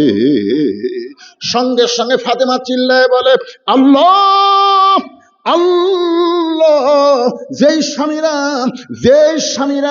যেই বইয়েরা স্বামীর কথা মতো চলবে, যেই বিবিরা স্বামীর কথা মতো চলবে, আর যে মেয়েরা পর্দার ভিতরে থাকবে, ওই সকল মেয়েদেরকে ফাতেমা জামিলার সঙ্গে আল্লাহ জান্নাত দিও। আমার মায়েরা যারা পর্দার অন্তরে বসে আছেন, মা আজকের এই ওয়াজটা খেলে আমল করেন, পর্দার মধ্যে থাকবেন আর স্বামীর কথা মতো চলবেন। এই দুইটা আমল করলে নামাজ রোজা আমল করা আপনাদের জন্য সহজ হয়ে যাবে। ধরে কোন কথা ঠিক কিনা? আমাদের অনেক বউ আছে খালি রোজা থাকে, নামাজ পড়ে, কিন্তু স্বামীর কথা, এরকম এরকম বিবি আছে না নাই? ধরে কোন আছে নাই? কিন্তু আজকের ওয়াজ শোনার পরে ইনশাআল্লাহ ইনশাআল্লাহ আল্লাহ আমাদের সবাইকে ইমানে আমলে কবুল করুক। সকলে বলে আমিন, আল্লাহুম্মা আমিন। আস্তাগফিরুল্লাহ ওয়া আতুবু ইলাইহি, আস্তাগফিরুল্লাহ ওয়া আতুবু ইলাইহি, লা হাওলা ওয়ালা কুওয়াতা ইল্লা বিল্লাহিল আলিয়্যিল আযীম। আল্লাহুম্মা আমিন। আল্লাহুম্মা আনতাস সালাম ওয়া মিনকাস সালাম, তাবারাকতা ইয়া যাল জালালি ওয়াল ইকরাম। আয় আল্লাহ তাআলা, কঠিন গরমের ভিতরে তোমার বান্দারা একটা জায়গায় এমন ভাবে বসেছিল ঘন্টার পর ঘন্টা, এই জায়গাকে তুমি বলেছো জান্নাতের বাগান। জান্নাতের বাগানে যারা আখিরে মোনাজাতে শামিল হয়ে গেল, আল্লাহ তাআলা মেহেরবানি করে আজকের আমলটা আমাদের হেদায়েতের জন্য, নাজাতের জন্য, জান্নাতের জন্য আল্লাহ কবুল করে নাও। এই মাহফিলের শুরু থেকে শেষ পর্যন্ত যত আলোচনা হয়েছে, এর মধ্যে যদি ত্রুটি হয়, ভুল হয়, মাফ করে দাও। এর যে হাদিয়া মঞ্জুর করো, সোনার মদিনায় নবী পাকের রওজা মোবারকে আল্লাহ কবুল করে নাও। তামাম আম্বিয়ায়ে কেরাম, আসহাবে কেরাম, উম্মাহাতুল মুমিনিন, শহীদান জান্নাতুল বাকি, জান্নাতুল মাওয়া, পৃথিবীর যত গোরস্থানে যত মুর্দা শুয়ে আছে, আল্লাহ সকলে আরো আফরে হাদিয়া কবুল করো। আমরা যারা হাত তুলেছি সবাই বলেন রব্বির হামহুমা কামা রব্বায়ানি সগীরা। আমাদের দুঃখিনী মা যাদের কবরে চলে গেছে, দরদের বাবা যাদের কবরে চলে গেছে, মেহেরবানি করে মা বাবার কবরকে জান্নাতের টুকরা বানাও। তোমার মসজিদকে কেন্দ্র করে আজকের মাহফিল, এই মসজিদে যারা নগদে বাকিতে দান করেছে, এমনকি ব্যাগের মধ্যে যারা দান করলো 10-20 টাকা, আল্লাহ সব দানগুলোকে জান্নাতের বিনিময় হিসেবে কবুল করে নাও। প্রত্যেক বছর এই মাহফিল যেন এখানে হয়, আল্লাহ তুমি কবুল করো। যারা কষ্ট করে মেহনত করে আজকের জান্নাতের বাগান লাগায় দিছে, তাদের সকলকে 5 ওয়াক্ত নামাজি কবুল করে, তাদের সকলকে জান্নাতি কবুল করে না। আমার মা বোনদের আবেদা সালেহা পর্দানিশি কবুল করো। আমি অসুস্থ, আমার মতো অসুস্থ অবস্থায় যারা হাত তুলেছে সবাইকে সুস্থতার নিয়ামত দান করে দাও। আল্লাহ বাংলাদেশের প্রতি রহম করো। সব দেখা হলো শেষ, আগামীতে আমরা যেন শুধু কোরআনের ওয়াজ শুনবো না, সংসদে যেন আল্লাহর কোরআন দেখতে পাই, এ দৃশ্য আমাদের দেখার তৌফিক দিয়ে দাও। আল্লাহ আমাদের সকলের মাকসাদকে পূরণ করে দাও। আল্লাহ আমাদের মাফ করে দাও। আল্লাহ আমি গুনাহগার বলে দোয়া ফিরাই দিও না। আল্লাহ যার 2 হাত পছন্দ করো, সেই 2 হাতের উসিলায় আজকের মাহফিলকে কবুল করে মৃত্যুর সময় আমাদের জবানের মধ্যে জারি করে দিও লা ইলাহা ইল্লাল্লাহু মুহাম্মাদুর রাসূলুল্লাহ সাল্লাল্লাহু আলাইহি সাল্লাম। আসসালামু আলাইকুম ওয়া রাহমাতুল্লাহি ওয়া বারাকাতুহু।